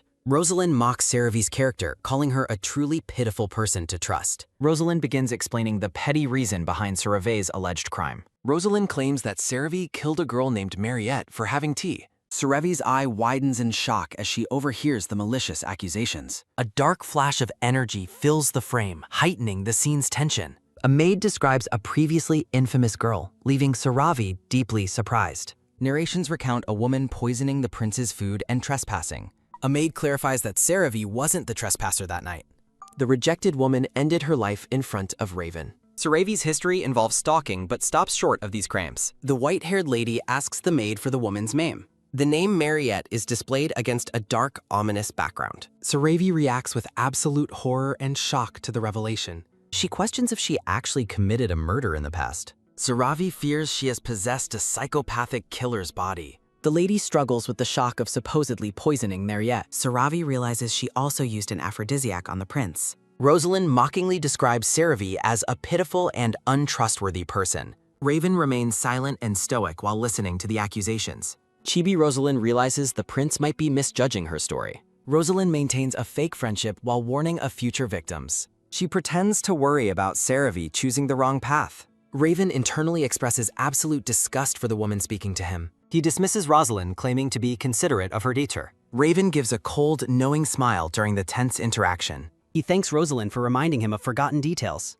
Rosalind is pleased that she could be of assistance to him. Raven asks if a thoughtful lady like her understands him. Rosalind bows and excuses herself from the prince's office. The pink-haired lady walks away, finally leaving the room. Rosalind stops as she notices a man in the corridor. She greets the man, identifying him as Lord Demian. Rosalind dismisses him as a handsome but mere subordinate. Lord Demian watches as Rosalind continues walking down the hall. Lord Damian approaches Saravi, who looks visibly distressed. Saravi clutches her chest and asks for clarification from him. She internally labels herself a psychopathic, murderous sex offender. The two stand together as the truth sinks in. Demian looks at the lady with a concerned expression. Saravi stares back at him with wide purple eyes. Silence fills the hallway as the pair stands motionless. Saravi urgently pulls Demian away to speak in Pragak. They relocate to an outdoor balcony to continue their talk. The lady admits her memories of the past are hazy. They stand in silence against the bright outdoor backdrop. Saravi asks Demian to tell her everything about the incident. A flashback begins with rumors of a lady assaulting Raven. The narration details the aphrodisiac used in the prince's food. The flashback shows the woman's rejection and subsequent suicide. The lady in the flashback is identified as Mariette. Saravi realizes the gravity of the aide's words. Demian mentions learning the hidden truth after becoming an aide. Saravi looks down at her feet, asking for the truth. A gloved hand reaches for a door in the flashback. A young, disheveled Raven is shocked by an unexpected visitor. Ornate black and tan floral patterns mark a scene transifter. Recruitment information and credits for the translation group managing the series. Raven questions his staff about their late-night activity and meal tasting. The blonde maid nervously addresses the prince with a tearful expression. She falls to her knees, expressing relief for the prince's safety. Raven reacts with shock to the news of the aphrodisiac. The dark-haired maid with glasses expresses fear of an irreversible outcome. She explains that his usual refusal necessitated checking for poison. Raven internally questions why they worry given his dragon-slaying prowess. He stands confidently while asking about the source of their concern. The blonde maid prepares to argue against his dismissive attitude. The maid warns the prince that his safety must be prioritized. Raven looks stunned as she mentions the risk of losing their lives. The blonde maid gasps, realizing her words might have been overstepping. She prostrates herself on the floor, begging for the prince's forgiveness. Raven looks down at her with a stoic and unreadable expression. He clarifies he isn't offended and asks her to stand up. Raven promises to keep the incident a secret to protect them. He apologizes and promises to allow regular food tasting henceforth. The staff members celebrate the prince's kindness in a joyful manner. They thank him and urge him to report any physical changes. Raven simply acknowledges their concern and prepares to move on. The prince exits the room, leaving his staff behind. The group watches respectfully as Raven walks away down the hall. The ornate doors close with a heavy and final thud. Alone, Raven leans against the wall, appearing drained and weary. He stands in silent reflection while crossing his arms tightly. A close view shows his hand resting on his arm. His grip tightens as he struggles with deep internal turmoil. Raven turns his head, noting an arrival with a cold greeting. He remains standing in the dim room, awaiting a response. Saravi is revealed, confirming Raven's suspicions about her presence there. Raven expresses his frustration while Saravi asks about suspicious individuals. Raven asks for clarification regarding her inquiry about suspicious people. Saravi urgently asks if anyone tried to jump at him recently. Raven looks confused while a dark figure watches from the doorway. Saravi grabs the prince's arm, begging him to wait and listen. Raven orders her to leave, claiming she has crossed a line. Saravi is startled as a cloaked figure escapes through the window. She rushes to the balcony, shouting to identify the fleeing intruder. Raven sighs in exhaustion as the intruder disappears into the night. Saravi finds a long, red strand of hair on the balcony. She insists an intruder was present and likely broke into his bedroom. Raven yells for her to stop, looking incredibly angry and fed up. Saravi ignores his anger, pleading with him to believe her report. Raven orders the guards to take her away as she screams. She struggles against the guards, begging Raven to believe the truth. The doors close on the scene as Saravi calls out desperately. Raven stands alone in the silence, rubbing his forehead in distress. He admits to himself that he has reached his absolute limit. A guard announces the crown prince's arrival outside the ornate door. The white-haired prince bows deeply before the emperor, offering his morning greetings. The emperor greets his son warmly, questioning what brought him by so early in the morning. Raven stands tall and maintains a serious expression, stating he has something to tell his father. The grand architecture of the palace reflects the weight of the upcoming conversation. Seated comfortably, the emperor mentions hearing from Duke Perneus that Serevi visited the prince last night. The emperor playfully asks if they spent the night together, much to the prince's visible annoyance. Raven firmly declares that he has absolutely no interest in Serevi whatsoever. The emperor notes the duke suggested a marriage and asks if that wouldn't be something to celebrate. Raven closes his eyes in frustration, reiterating that he has expressed his lack of interest many times. The emperor suggests that instead of pushing her away, he should be friendly like they were as children. The emperor claims Raven should be pleased a high-ranking lady loves him, while Raven internally recalls her poisoning his food. A heavy silence hangs between the two men in the middle of the massive, ornate chamber. The emperor looks away with a stern, hardened expression as the mood in the room shifts. A steady hand lowers a delicate teacup onto its saucer with a sharp, echoing click. The emperor incredulously asks if they should arrest the duke's daughter, prompting Raven to shout in desperation. A knock at the door interrupts them as a guard announces the arrival of the duke. The emperor stands up, complaining about the duke's slow movement while preparing to welcome his guest. Raven is dismissed and told to return home while his father prepares for another bout of socializing. Raven questions if noble politics are more important than his own son, but his father cites economic necessity. Narrations explain that order is maintained only when nobles bow to the emperor, acknowledging their influence. The emperor explains that sharing the spoils with nobles is a duty required to keep them from plotting. Raven lashes out, asking if his father realizes how filthy and corrupt those nobles are behind the scenes. The emperor sighs, calling Raven young and terribly inflexible for someone of his age and status. Raven warns that a single mistake or compromise could lead to executions or the deaths of thousands of soldiers. The emperor turns his back on his son, walking toward the large sunlit exit. Raven's jaw tightens as he sharply orders the staff to open the door immediately. Raven mocks his father's flexibility, pointing out that everyone close to the emperor has ended up dead. He continues his bitter critique, claiming his father must be happy on a throne built on trampled lives. The emperor stops in his tracks, turning with a dark, threatening aura to ask what Raven just said. A booming voice shouts, "Well said," echoing through the grand exterior of the imperial palace. The emperor laughs and claps Raven's shoulder, claiming he has finally gained the coldness needed to be an emperor. The emperor walks out into the blinding light, leaving his son standing alone in the doorway. Raven looks exhausted while his servants wait in the background, sensing the prince's deep internal struggle. Later that night, Raven sits quietly at his desk, focused on writing letters by candlelight. The prince stretches his tired limbs, noting how strangely quiet and peaceful the palace has become lately. A sudden realization flashes in Raven's eyes as he thinks about the cause of the recent silence.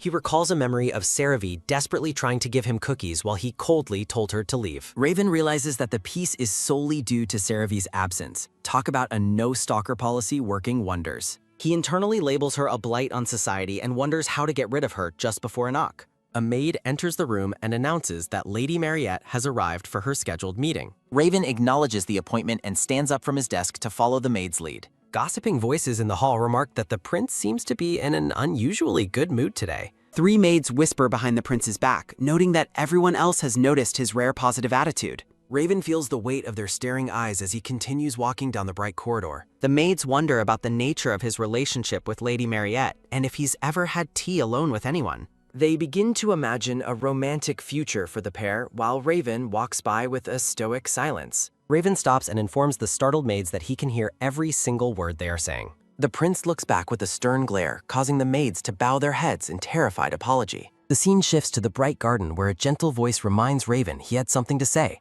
Raven and the reddish-pink-haired Lady Mariette sit together for tea in the sunny palace garden. Raven contemplates a confession while casually sipping his tea. Mariette shouts a passionate confession of love at the prince. The prince continues drinking tea while Mariette watches him expectantly. Mariette explains that simply being able to look at him brings her happiness. Mariette gazes at him with an expression of nervous anticipation. Raven sits in quiet reflection after hearing her unexpected romantic declaration.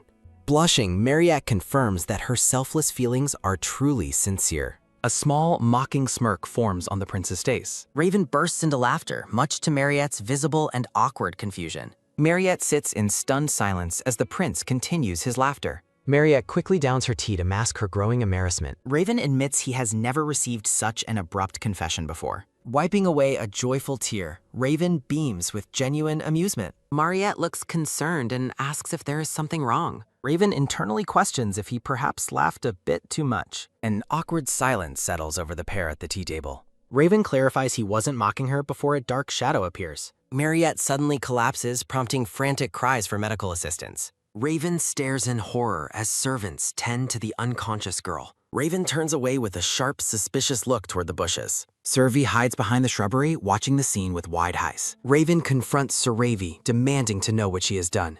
Mariette searches the garden, wondering where the prince has gone. A mysterious hand prepares to open a suspicious paper packet. A white powder is secretly poured into a waiting teacup.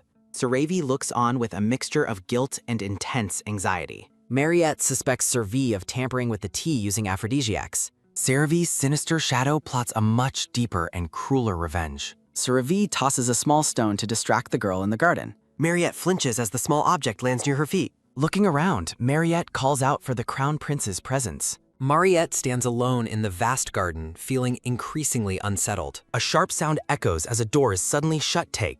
Mariette turns around quickly, startled by a noise behind her. Mariette heads toward the palace to find answers about Reaving. Mariette pushes open the ornate doors to enter the building. A maid greets Mariette and asks if she needs any assistance. Mariette inquires about the expected arrival time of the crown prince. Saravi prepares the tea while promising that Raven will arrive soon. Mariette thanks the silver-haired girl before heading back outside. Taking a deep breath, Mariette tries to steady her nerves. Mariette pauses, wondering if she overlooked something important earlier. Mariette returns to the table, noting a change in atmosphere. Saravi watches Mariette with an expression of intense, fearful anticipation. Mariette feels refreshed, noting the flowers look lovelier than before. Saravi plots to humiliate Mariette by exposing her alleged drugging attempt. Frantic calls for a doctor echo as Saravi's plan backfires. Saravi realizes something has gone terribly wrong with her scheme.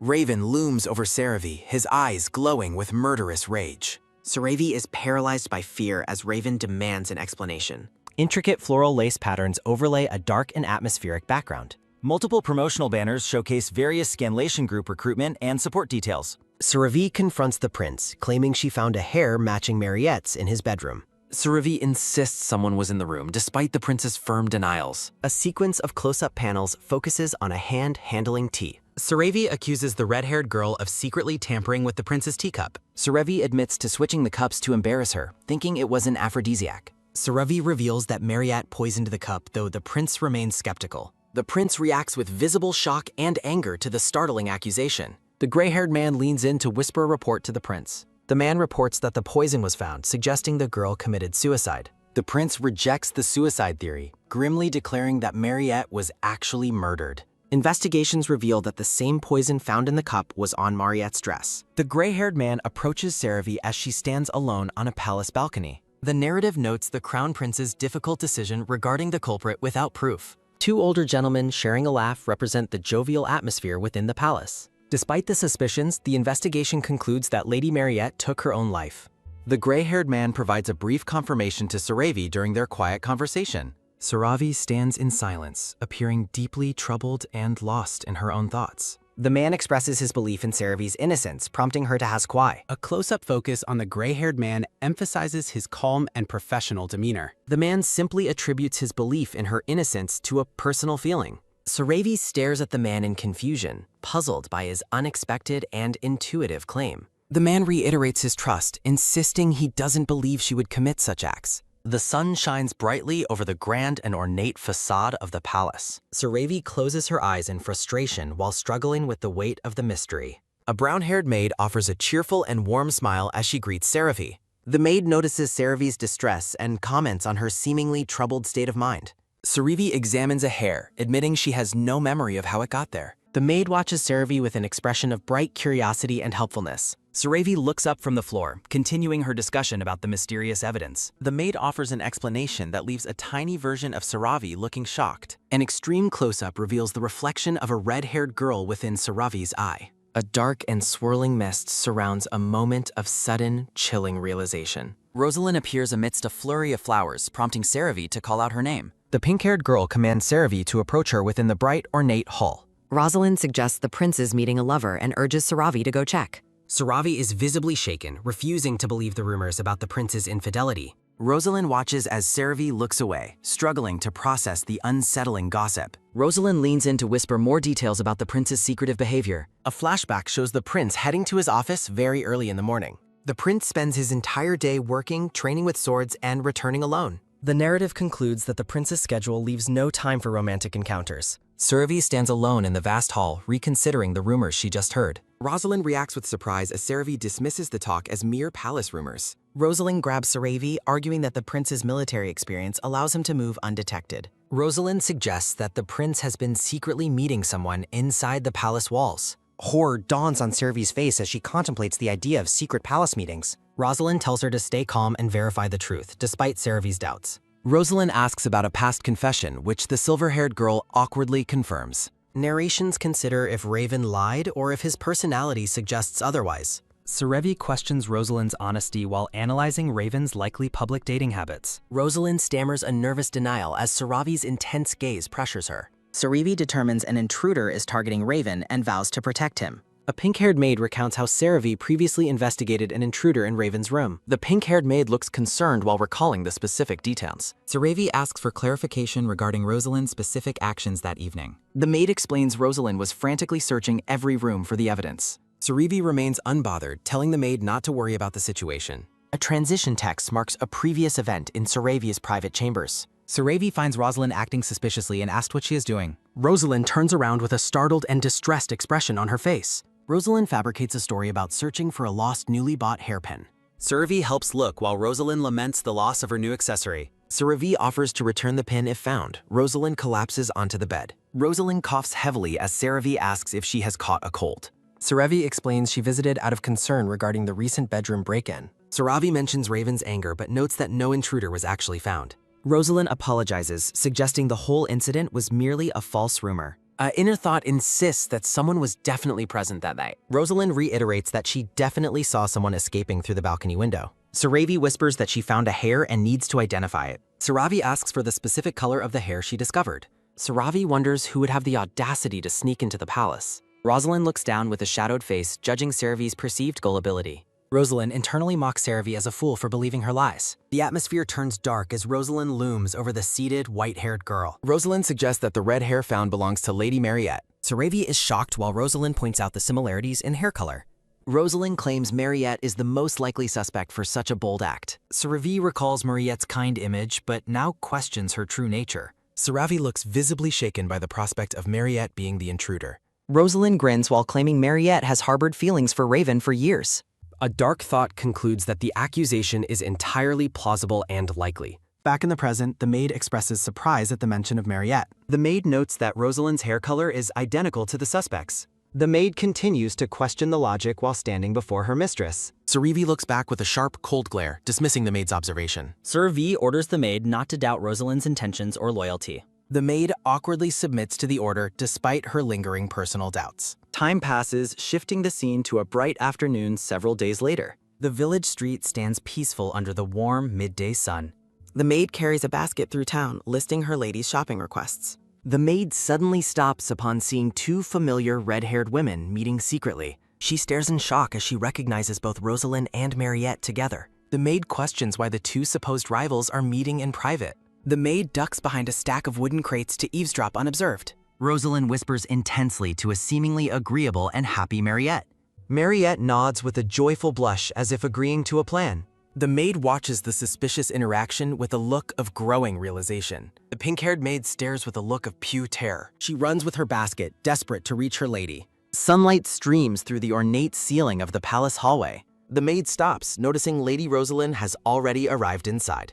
She ducks behind a column to observe the secret meaning. Rosalind says goodbye while Saravi expresses her gratitude to her. The maid watches from the shadows as the guests leave. The maid rushes forward, telling Saravi she has important news. Saravi asks Emily what is wrong after being interrupted suddenly. Emily recounts her observations from her errands earlier that afternoon. She describes seeing Rosalind and Mariette whispering together in secret. Emily notes their wary behavior. Saravi agrees it is expected. Emily is surprised that her lady already knew about them. Saravi mentions the aphrodisiac and Rosalind's involvement in questioning Mariette.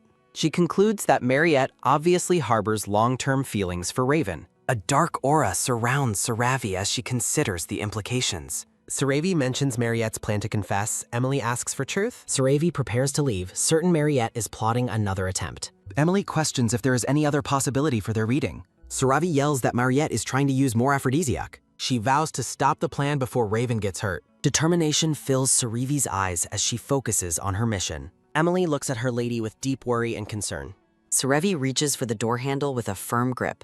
A flashback shows Saravi at the garden meeting being misunderstood. Saravi shouts in desperation, begging for someone to believe her. Raven accuses her of tampering with things behind everyone's backs. Saravi claims she swapped the cups to prevent poisoning Rehan. Raven defends Mariette's innocence while Saravi looks on in shock. Saravi asks if he truly believes she is that malicious. Raven sighs in frustration while Saravi clutches her head despairingly. A tea stand and cups shatter violently on the ground. Emily notes the strange things her lady said after returning. Flowers frame the majestic view of the palace under sunlight. Saravi enters her room looking dejected and completely worn out. Emily rushes to ask how the confrontation with Ramen went. Saravi sighs as Emily looks at her with visible sympathy. She laments that Raven now views her as a murderer. Saravi expresses her deep frustration at the current situation's outcome. Emily notes that her mistress was deeply hurt by the exchange. Saravi breaks down, covering her face in a moment of grief. Emily asks for a calm explanation of what actually happened. Saravi explains switching the cups to avoid the supposed aphrodisiac. She reveals that the substance used was actually a poison. Emily reacts with horror at the realization of the danger. Saravi notes Mariette's lack of love led to the poisoning. Saravi firmly states that Mariette is not the actual culprit. Emily is confused about the goal if Mariette isn't responsible. Saravi sits at the table, lost in her own thoughts. Saravi reiterates that Mariette is not the one behind this. Saravi sits on the floor with Emily to review the situation. A notebook summarizes Mariette's death after Saravi swapped the poison tea. The speaker questions why the witnesses claim Mariette is not the culprit. Emily acknowledges the explanation while looking at her lady with wide eyes. Saravi looks down with a somber expression as she processes the mystery. Narration mentions the upcoming festival will feature an unusually large fireworks display. A maid asks her colleague if she has a date for the show. Two maids laugh heartily while Saravi stands dejectedly in the background. Saravi offers a weak morning greeting as she trudges past the staff. The maids watch Saravi walk away, wondering why she looks so exhausted. A memory recalls the suspicious whispering between Lady Rosalind and Lady Mariette. Saravi appears deeply troubled by the memory of the two women together. She resolves to find out what they were discussing by asking Rosalind. Emily informs Saravi that Rosalind left the estate early this morning. The carriage door slams shut with a loud final thud. Emily continues explaining that Rosalind has been gone since the break of dawn. Severi decides they should head to the palace to find more answers. Determination flashes in the white-haired girl's eyes during the carriage ride. Saravi thinks about asking Raven for his perspective on the day's events. The Grand Royal Palace stands majestic under the clear afternoon sky. Saravi walks across the palace rug, heading deeper into the residence. She assumes the prince should be home since his schedule is currently emptied. The girl searches the expansive, sunlit halls for any sign of her target. Saravi cautiously peeks around a decorative wall to see what is ahead. She spots Rosalind standing alone in the hallway, looking toward the distance. Rosalind stands face-to-face with Prince Raven, who listens to her speak. Raven thanks Rosalind for the reminder, leaving Saravi watching in stunned silence. Rosalind blushes while looking up at the prince with a shy smile. Raven asks Rosalind to be his partner for the upcoming festival. The reddish-pink-haired girl looks shocked by the prince's sudden romantic request. Raven offers his hand to Rosalind with a confident and charming smile. Saravi's legs tremble as she hides behind the wall, witnessing the scene. Rosalind accepts the invitation, stating that attending with him would be an honor. Raven looks pleased as he secures a partner for the palace celebration. The prince walks away while Rosalind waves a happy goodbye to him. Hidden from view, Saravi wonders if the two have started dating. Saravi steps out to confront Rosalind as the other girl prepares to leave. Rosalind turns around and looks horrified to see Saravi standing there. She stammers in surprise, asking Saravi how long she has been present. Rosalind acts humble, claiming her conversation with Raven was just to offer help. Saravi looks at Rosalind coldly and says there is something she needs. Rosalind notes Saravi's intense aura and worries she might be slapped. Saravi asks about Mariette. Rosalind retorts that Raven's feelings aren't her fault. Rosalind's eyes widen as she reacts to Saravi's stern and serious demeanor. The atmosphere remains tense as the two women stand in the hallway. Saravi demands details about the Mariette conversation, confusing Rosalind with her calm. Rosalind is baffled that Saravi isn't reacting to the prince's date proposal. Sarivi reiterates her question, asking what they discussed on that specific day. Rosalind insists she already told Saravi everything about Mariette's feelings for Raven. She claims she only passed a message to the prince for Mariette. Saravi asks if there is anything small she still needs to know. Rosalind denies having any further information for the white-haired girl. Rosalind questions her priorities while Saravi acknowledges her point awkwardly. Rosalind expresses loud excitement over the idea of Saravi going on a date. Saravi privately hopes the pairing removes both of her current obstacles. In a chibi scene, Saravi insists on asking Rosalind one final question. Saravi asks if Mariette actually liked the prince, visibly stunning Rosalind. Rosalind reacts with intense shock, wondering how much Saravi truly knows. Saravi stares forward with a cold, unwavering intensity in her violet eyes. Demian drinks from a bottle while sitting alone in the garden. Demian stops drinking as he notices Saravi approaching him from behind. Demian greets her while Saravi asks for more details about the tea. Demian looks conflicted and nervous as he prepares to answer her. Demian claims Mariette lacked feelings for the prince, prompting Saravi's inquiry. Saravi reveals that Raven previously shared the exact same observation. A memory frames Mariette as an innocent party who did not poison the cup. Saravi questions why both she and the prince shared the same belief. The mystery deepens regarding why Mariette would use poison if she were innocent. Saravi becomes agitated, vowing to confront His Highness for the truth. Prince Raven watches them from the balcony above, asking about their activity. Raven leans on the railing, looking down with a sharp, piercing gaze. Raven jumps down and demands to know the nature of their whispers. Saravi finds his casual demeanor suspicious given their past interactions. She hesitates to ask questions, fearing it might provoke a negative reaction. Demian asks Raven about his tea time with Lady Mariette. Raven turns to Saravi and asks if she was also present, Ben. Saravi stammers as the prince focuses his attention directly on her. Demian explains that Saravi has not fully recovered her lost memories yet. Demian asks the prince to recount exactly what happened on that day. Raven stares forward with a grim and serious facial expression. The palace exterior basks in the warmth of the afternoon sun. Narration explains Rosalind arrived to set up a private meeting with Maria. Saravi realizes that Rosalind indeed played a role in the secret arrangements. Raven admits he found the proposal to be an attractive idea. The plan was a way to create distance between them. Saravi is stunned by the revelation of the prince's calculated logic. Memory shows Rosalind mocking Saravi's fragility while Saravi shouts in outrage. Raven notes that the scheme was a completely new strategy for him. Saravi clutches her head as she understands Rosalind's true manipulative intentions. She realizes Rosalind only befriended her to facilitate a deeper betrayal. Saravi questions why the prince never mentioned Rosalind's involvement until now. She remains suspicious of Raven's sudden willingness to share these secrets. Raven asks if Saravi knows the identity of Mariette's true killer. A look of pure terror crosses Saravi's face as the atmosphere shifts. Dark thoughts acknowledge that the timing of Mariette's death was unexpected. Raven stares at Saravi, labeling her as a cruel and terrifying woman. Raven suggests the shock of the event caused her memory to fracture. Saravi worries that her inquiries have triggered the prince's deep-seated trauma. A close-up of Raven shows a faint, unsettling smile appearing on his lips. Raven reaches out to cover Saravi's eye, offering to restore her memories. Prince Raven warns Saravi of slight pain while covering her eye. A piercing scream rings out across the sunlit palace grounds. The scene shifts back to a conversation regarding a past statement. Raven and Lady Mariette sit together for an afternoon tea. Mariette nervously prepares to reveal her secret to the prince. Raven spits out his tea in shock after Mariette's confession. Mariette admits her deep love while explaining her embarrassing secret. The girl describes the object of her affection as beautiful. A chibi Raven stands in stunned silence at the revelation. Someone expresses surprise at the mention of Saharazade's sudden name. Mariette enthusiastically confirms that Scheherazade is indeed the person. Raven suggests that Mariette should simply meet her idol directly. Mariette reflects on her habit of watching Scheherazade from afar. The girl insists that her feelings are far from trivial.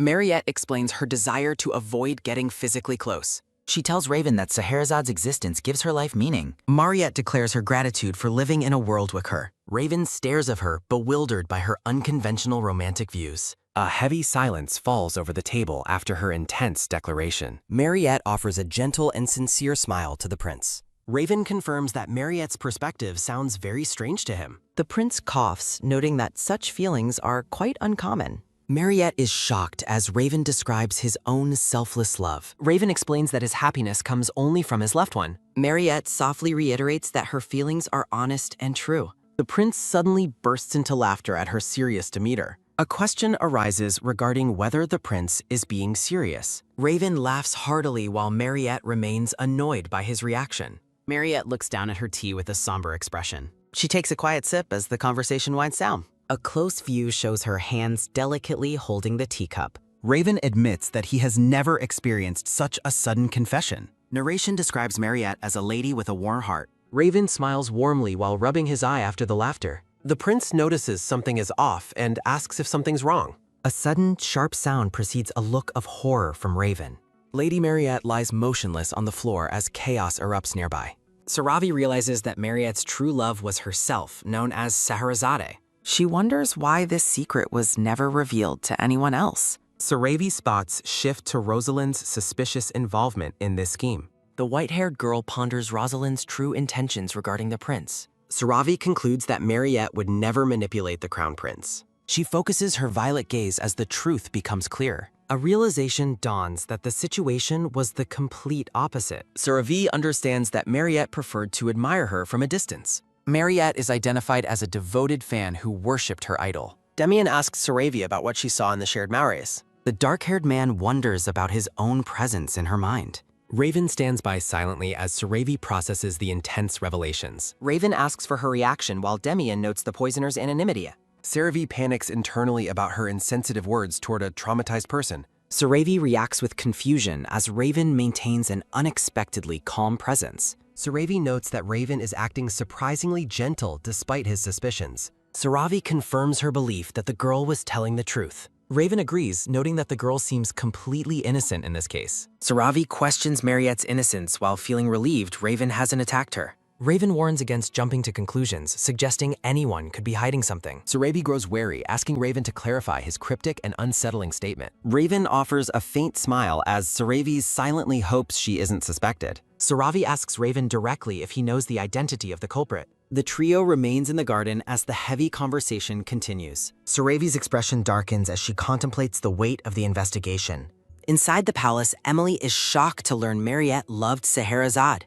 Saravi asks Emily to continue her explanation regarding the past events. The maid stares back with a grim and deeply concerned expression. Emily erupts in frustration, claiming she knew the truth all along. In a chibi scene, Emily cries while Saravi reacts with awkwardness. Emily walks away, decrying the deception while Saravi tries to calm her. Emily pouts and regrets speaking so candidly about the lady's secrets. Emily focuses on the task at hand, urging her lady to change. Emily addresses her lady as Saravi sits quietly on the bed. The maid insists she get dressed while Saravi remains lost in thought. Emily looks on with an expression of pure, unadulterated shock. Emily declares that a significant day has finally arrived for her lady. Saravi looks surprised by the sudden announcement of an important event. Emily enthusiastically explains it's the day Saravi will get her first date. Narration confirms Lord Demian's arrival at the palace gates for a meter. Saravi is skeptical, insisting the visit doesn't qualify as a real date. Emily dismisses Saravi's denials and forces her to prepare for the festival. The two women stand together as the maid finishes her excited lecture. Emily glows with joy as she announces that the visitor has arrived. Demian enters the room, looking formal as he prepares for the meeting. Emily teases Saravi about Demian's nerves while Saravi tries to hush her. Demian explains he came to ask an important, albeit potentially rude, question. Demian places a hand over his heart, looking serious and deeply earnest. Emily assumes he's asking Saravi to the festival while Saravi looks concerned. Demian begins his request, noting that his approach might seem very sudden. A bead of sweat rolls down Demian's face as his anxiety grows. Chibi Emily's heart breaks as her romantic expectations for the lady fail. Saravi tells Emily she was right about the visit's non-romantic nature. Demian admits that Raven did not share specific memories with him recently. Narration suggests the mystery will be fully resolved on the festival day. The scene returns to the garden as the trio discusses the future. Chibi Saravi questions the significance of the upcoming festival in their plan. Raven confirms the timing as he approaches Saravi with a serious look. Raven dismisses Saravi, stating he has all the information he currently needs. Demian offers an escort, but Raven irritably questions why he's so free. Tensions rise as the three remain seated on the garden bench together. Raven mocks Demian's knowledge of the palace layout to discourage the escort. Saravi shuts down Demian's excuses and commands him to leave immediately. Demian bows respectfully as he prepares to take his leave. The dark-haired man runs after the prince regarding missing memories. Saravi sits alone, wondering why she was scolded yet again. Later, Demian admits he was unable to get information from Raven. Demian asks Saravi about the specific memories she witnessed earlier. Saravi dismisses the notion that the prince has an awful personality. They discuss the truth behind Lady Mariette's surprising secret confession. Demian ponders the fact that Mariette's feelings were for someone else. Saravi notes that Mariette had no logical reason to use Raven. Saravi clutches her head in pain as the mystery deepens further. Emily offers her lady a painkiller to help soothe the headache. The maid explains she prepared the medicine specifically for this moment. Saravi thanks Emily while feeling that something is slightly off. Emily reacts with surprise to the mention of an out-of-place event. Emily suggests that Rosalind lied and manipulated Mariette to kill Raven. Saravi disagrees, noting that Rosalind's prior actions don't support that theory. Demian agrees that an assassination attempt would likely have failed. Demian remains in deep thought while seated on the velvet sofa.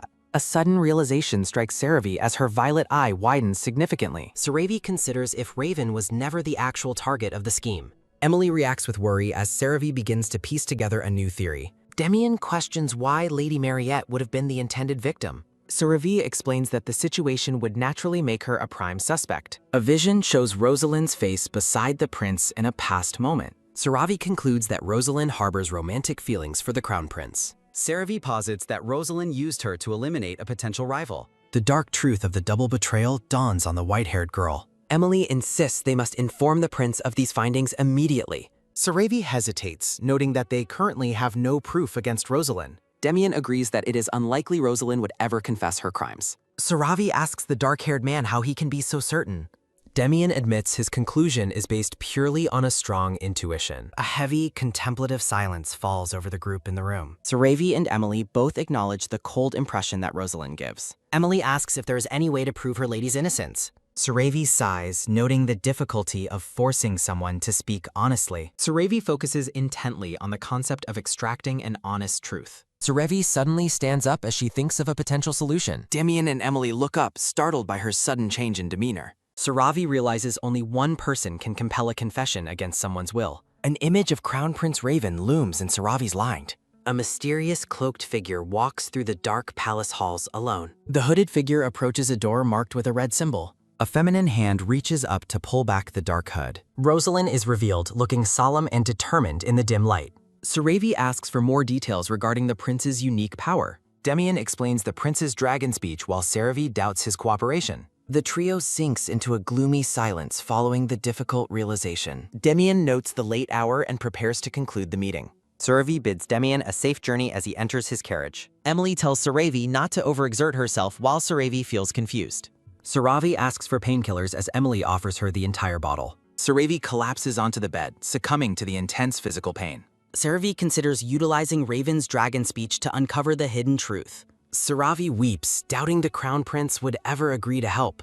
Saravi hopes a union between Rosalind and Raven ensures her safety. Saravi questions the morality of protecting a potential murderer for comfort. Saravi worries that accusing Rosalind now would seem like petty jealousy. Saravi fears society will label her a liar driven by romantic envy. A sharp, throbbing pain strikes Saravi's head, causing her to wince. Saravi remains in bed, staring blankly as she endures the discomfort. Saravi contemplates taking more medicine despite already consuming a high dosage. Saravi lies awake, breathing heavily as the night passes in agony. The morning sun rises, signaling the start of a day.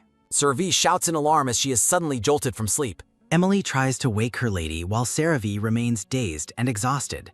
Emily reacts with surprise at the unexpected presence in the bedroom. Saravi rubs her eye, wondering about the source of the early commotion. Rosalind stands in the room, smiling brightly with an air of innocence. Rosalind asks if Saravi is angry about Raven being taken from her. Rosalind insists she will stay until Saravi finally grants her forgiveness. Rosalind declares her intention to remain inside the house indefinitely today. Saravi screams in frustration at Rosalind's refusal to leave her alone. A morning of total chaos unfolds as Emily tries to help Saravi. The sound of footsteps echoes as the two women walk together. Rosalind follows Saravi closely while the latter walks with a grim expression. Saravi squats among the flowers while Rosalind maintains her cheerful, clinging demeanor. Rosalind hovers over Saravi's shoulder as she attempts to read peacefully. Saravi grows increasingly irritated by Rosalind's persistent and overwhelming presence. Rosalind asks Saravi if she feels unwell, noticing her pale appearance. Saravi realizes Rosalind's presence worsens her headache but answers her honestly. Rosalind stands up quickly, looking shocked by Saravi's admission of pain.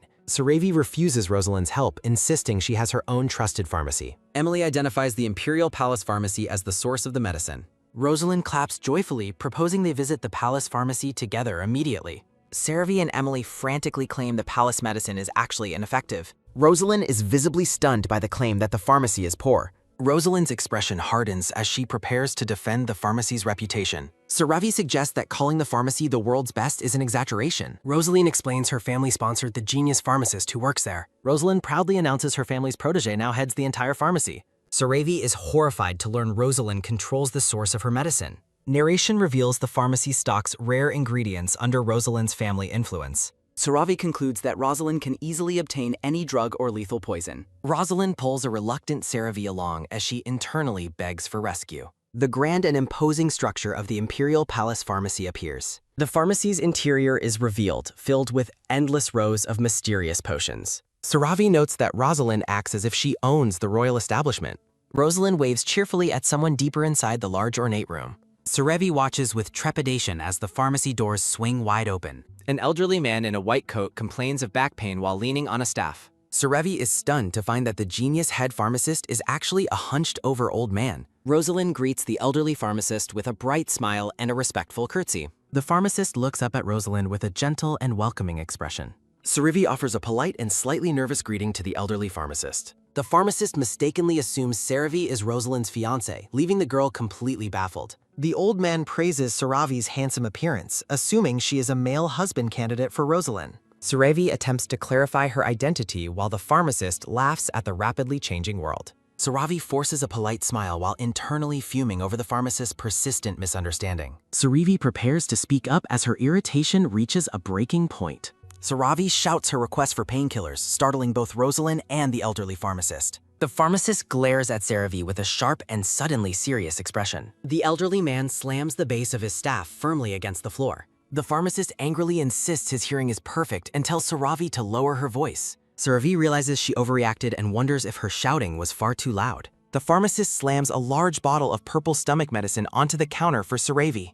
A heavy, confused silence falls between the two as Saravi stares at the wrong medicine. Saravi is left speechless by the useless bottle of stomach pills provided by the teacher. Saravi reflects on the high price she paid to obtain her previous painkillers. Saravi questions if it is truly safe to consume the medicine in the small blue bottle. Rosalind claps joyfully, thrilled that the teacher personally handed over the medication. Saravi looks exhausted while hoping the medicine will actually be effective this time. Rosalind beams with happiness as Saravi watches her with a suspicious, guarded gaze. Saravi wonders if she is merely jumping to the worst possible conclusions about Rosalind. Saravi considers that Rosalind might just be an overly enthusiastic busybody rather than a villain. Saravi questions her own motives, fearing she is framing Rosalind just to ensure her own survival. Burdened by guilt, Saravi decides to stop her investigation into Rosalind's potential crimes. Saravi stops Rosalind in the hallway, causing the red-haired girl to look back in confusion. Saravia tells Rosalind that she has already chosen to forgive her for everything. Rosalind is overwhelmed with emotion and asks for confirmation of Saravi's sudden forgiveness. Rosalind expresses her sincere gratitude for Saravi's kindness and deep concern. Saravi forces a smile and asks if Rosalind plans to remain at the house much longer. Rosalind rushes off to prepare for the festival, thanking Saravi for her friendship. Rosalind declares how happy she is that they can remain close friends. Saravi watches Rosalind go with a look of deep regret and internal conflict. Rosalind waves a cheerful goodbye as she heads further down the grand corridor. Saravi stands alone, clutching the medicine bottle while lost in her own thoughts. Saravi decides to trust that Raven's puzzle will eventually reveal the hidden truth. Paralyzed by fear, Saravi realizes her own execution is certain if she is found guilty. Saravi sprints down the palace hallway, determined to escape her impending fate immediately. Saravi bursts into the office and surprises Demian while he is reviewing paperwork.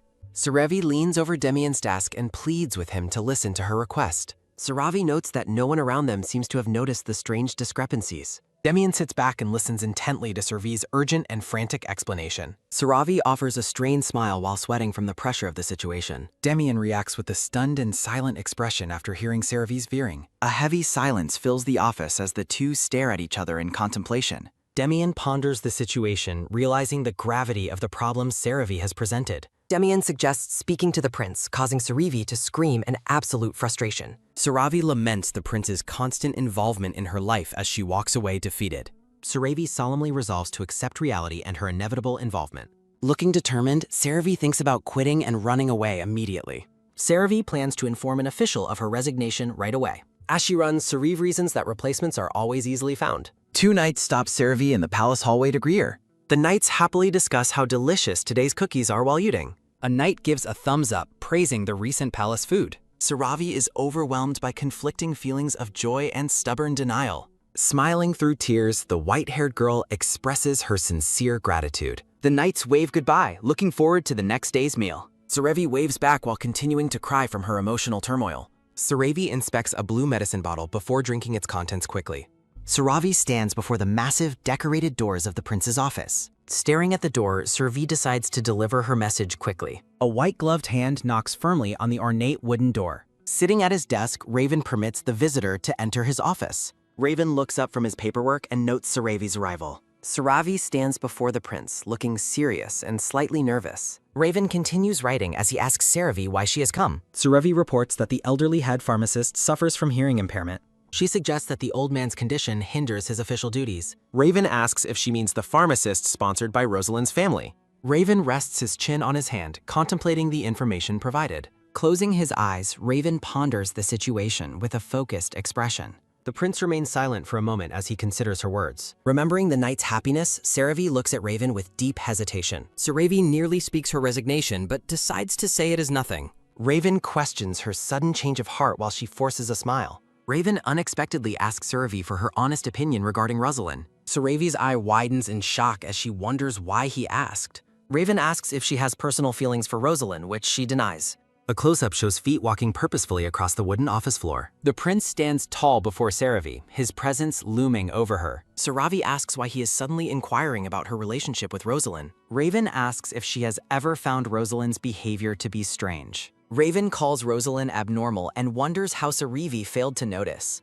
Saravi wonders if Raven suspects Rosalind and if she should speak. Saravi recalls a memory of Rosalind clapping and smiling with joy. Rosalind appears in a memory, expressing her happiness at being helpful. Saravi grits her teeth as she struggles with the urge to accuse. Saravi defends Rosalind, claiming the girl cares for her from the heart. Raven stares at Saravi with a cold, unreadable, and intense gaze. Laughing nervously, Saravi admits Rosalind has quirks but remains loyal. Saravi explains that some people are simply obsessive about their friendships. Tapping his desk, Raven admits he may have been mistaken about Rosalind. Raven dismisses Saravi, who looks confused by his abrupt end to the meeting. Saravi stands alone, looking bewildered and deeply troubled by the interaction. Raven stands in the dim office, surrounded by an aura of mystery. The grand imperial palace glows under the soft light of the night. Emily welcomes Saravi home as she admits she has given up entirely. Emily asks Saravi if she's still investigating Lady Rosalind's activities. Saravi confirms her intent to keep investigating to the maid. Emily expresses her concern about Saravi's growing dislike for Rosan. Saravi is taken aback by Emily's blunt question about her feelings. Saravi realizes her current behavior must seem very confusing to Emily. Saravi nervously dismisses her suspicions about Rosalind as a simple misunderstanding. Saravi insists on befriending Rosalind again based on their original bond. Emily shocks her by stating they were never actually friends. Emily claims Rosalind was responsible for Saravi's past and strange behavior. Saravi is stunned by the claim she was made strange. Emily points out that Saravi changed and asks if she remembers. Saravi asks for clarification regarding the specific ways she has changed. Emily describes Saravi's past hideous fashion and makeup choices with frustration. Saravi suffers through a sudden and painful flood of memories. Visions of Rosalind following her everywhere fill Saravi's mind's eye. Memories show Rosalind picking out gaudy accessories for a younger Saravi. Saravi tries to dismiss the past as shared tastes between friends. Emily dismisses Saravi's attempt to rationalize their past fashion choices. Emily reveals that Rosalind never actually wore the styles she recommended. Emily grows more desperate as she pleads with her lady. Emily recalls Rosalind manipulating Saravi with backhanded compliments about her looks. Emily explains how Rosalind convinced Saravi that excessive makeup was cute. Emily remembers Saravi's intense shame while wearing properly applied makeup. Emily details how Rosalind brainwashed Saravi into believing she was naturally ugly. Emily asks if Saravi finally understands how strange Rosalind truly is. Saravi realizes Rosalind intended to make everyone hate her, which Emily confirms. Saravi wonders if Rosalind purposefully ruined her image before the prince. Emily reminds her that the prince already hated her for stalking. Saravi reflects on whether there was a specific trigger for that hatred. A childhood memory shows a peaceful moment in a flowery field. Saravi admits she is lost and overwhelmed by the new information. Saravi and Emily hold hands while hoping the central couple succeeds. Saravi focuses on her checklist for survival and a peaceful life. Saravi decides to let the main characters handle their own problems. Saravi celebrates her newfound freedom from the palace's toxic relationships. Saravi prays she isn't actually the culprit in this unfolding mystery. Saravi prepares a getaway plan in case her situation suddenly worsens. A sudden noise or thought catches Saravi's attention while planning. Saravi wonders if the original ending with the Elf Queen is ruined. Saravi nonchalantly assumes the story will naturally fix itself over time. Saravi decides the fate of the original story is irrelevant. A messenger delivers a letter to Emily intended for her lady. The envelope is addressed to Lady Saravi and signed by Demian. Emily reacts with visible shock after seeing the letter's sender. Bright sunlight heralds the long-awaited morning of the grand festival. Prince Raven stands tall in his ornate white and red uniform. Rosalind greets the prince by commenting on the beautiful festival weather. Raven maintains a cold and stoic gaze despite the festive atmosphere. The carriage bumps along as the pair travels in heavy silence. Raven asks about Saravi's recent activities, which Rosalind dismisses as normal. Smiling sweetly, Rosalind claims she has always supported Raven during his struggles. Raven observes with cold detachment that the two girls are clearly close. Raven suggests that Rosalind and Saravi probably share every single secret. Looking away, Rosalind admits she is unsure about their supposed closeness. Rosalind asks if Saravi is in trouble and offers her assistance. Raven reveals the situation concerns Mariette, sending a chill through the air. A wave of intense shock washes over Rosalind as she freezes. Rosalind desperately claims she has no idea what the prince means. Sweating, Rosalind asks why the prince would say such strange things. Raven remains silent, staring at Rosalind with a cold, piercing gaze. A close-up of Raven's eye reveals his certainty that she's lying. Raven demands an honest answer regarding Rosalind's role in introducing Mariette. Raven focuses on uncovering the real reason behind her calculated actions. Dark flowers bloom as a heavy, oppressive atmosphere fills the carriage. Rosalind claims she simply granted Mariette's request to meet the prince. Raven ponders the claim that Mariette was the one who asked. Raven rejects any justification as a memory of Rosalind naming Scheherazade surfaces. Rosalind explains that just looking at Scheherazade makes her happy and thinking of her fills her with the will to live, gladly offering anything for her sake because she is deeply grateful to have been born into a world where the girl exists. A close-up focus on Rosalind's choker emphasizes the tension of the scene. Raven asks Rosalind what Mariette supposedly said she liked about him. Startled by the specific question, Rosalind struggles to find a response. Rosalind nervously suggests Mariette just wanted to date a handsome crown prince. Raven sits back, now absolutely certain of the deceit being spun. A hand reaches out to open the door of the carriage. The scene shifts to the bright and bustling atmosphere of the festival. Raven commands Rosalind to leave the carriage as they arrive. Rosalind steps out into the festive light, looking shaken and defeated. Raven gives Rosalind a final choice to tell him the truth. Raven threatens to reveal her lies in front of the entire crowd. Raven asks if she will confess while Rosalind stares in horror. A close-up shows Rosalind's hand trembling with visible and intense fear. Raven looms over the trembling girl, demanding answers in the cold light. Rosalind is paralyzed by the prince's intense and unwavering psychological pressure. The Grand Palace stands as a backdrop to the unfolding secret confrontation. Inside another carriage, Saravi and Emily sit opposite a silent Demian. Saravi and Emily look at each other, confused by the mysterious journey. Demian sits with his arms crossed, maintaining a professional and quiet air. Saravi wonders about the awkward atmosphere while Emily worries if a confession is coming. The royal carriage comes to a sudden and loud screeching halt. Looking out the window, Saravi reacts with confusion to their surroundings. Saravi asks Demian where they are as they arrive at the forest. Demian apologizes for failing to inform Lady Saravi of their destination beforehand. Demian reveals he was ordered by the crown prince to bring Saravi. Saravi reacts with utter shock at the mention of the crown prince. The carriage stops at a quiet and picturesque clearing in the woods. Saravi steps out, appearing radiant and elegant in her white gown. Raven is momentarily mesmerized by her beauty before trying to focus. A sudden sound of sobbing from behind a tree catches Raven's attention. Rosalind hides behind the trunk, crying after her harsh confrontation with Raven. Saravi questions Rosalind's presence before the crying girl desperately calls her name. Rosalind sobs uncontrollably while offering a desperate and tearful apology. Saravi stares in wide-eyed confusion as she calls out to the crying girl. Emily and Demian watch the unfolding drama with visible concern and disbelief. Raven watches silently as Rosalind desperately clings to Saravi's hands in the woods. Clasping Saravi tightly, Rosalind hysterically takes full responsibility for the recent events. A sudden, chilling realization regarding Mariette flashes through Saravi's mind. A sharp close-up captures the absolute horror in Saravi's wide, trembling gaze. Rosalind continues to weep, repeatedly insisting that she is the one to blame. Saravi asks in horror if Rosalind actually intended to assassinate the prince. Rosalind admits she used a love potion, not an aphrodisiac, leaving Raven baffled. Rosalind explains the intended effect of the potion while Saravi listens in shock. Rosalind frantically swears she was unaware the potion contained any aphrodisiac properties. Raven massages his head in frustration while questioning if she truly desired a romance. Rosalind clarifies her dark plan was to ruin the prince's reputation before Saravi. Rosalind admits she hoped the scandal would force Saravi to abandon her feelings. Saravi asks if Rosalind's hatred for her was truly that deep and destructive. Rosalind shouts that she acted out of fear that the prince would steal Saravi. Sunlight filters through the forest as the group stands frozen by the confession. Rosalind loudly proclaims her intense admiration for Saravi's undeniable beauty and charm. Rosalind screams that even the prince would have eventually fallen for Saravi. Rosalind panics as she explains her desperate need to prevent that from happening. Rosalind forcefully grabs Saravi, possessively declaring that the girl belongs only to her. The gathered witnesses react with a mixture of absolute shock and blank bewilderment. Everyone is left reeling from the bizarre and unexpected direction the confrontation took.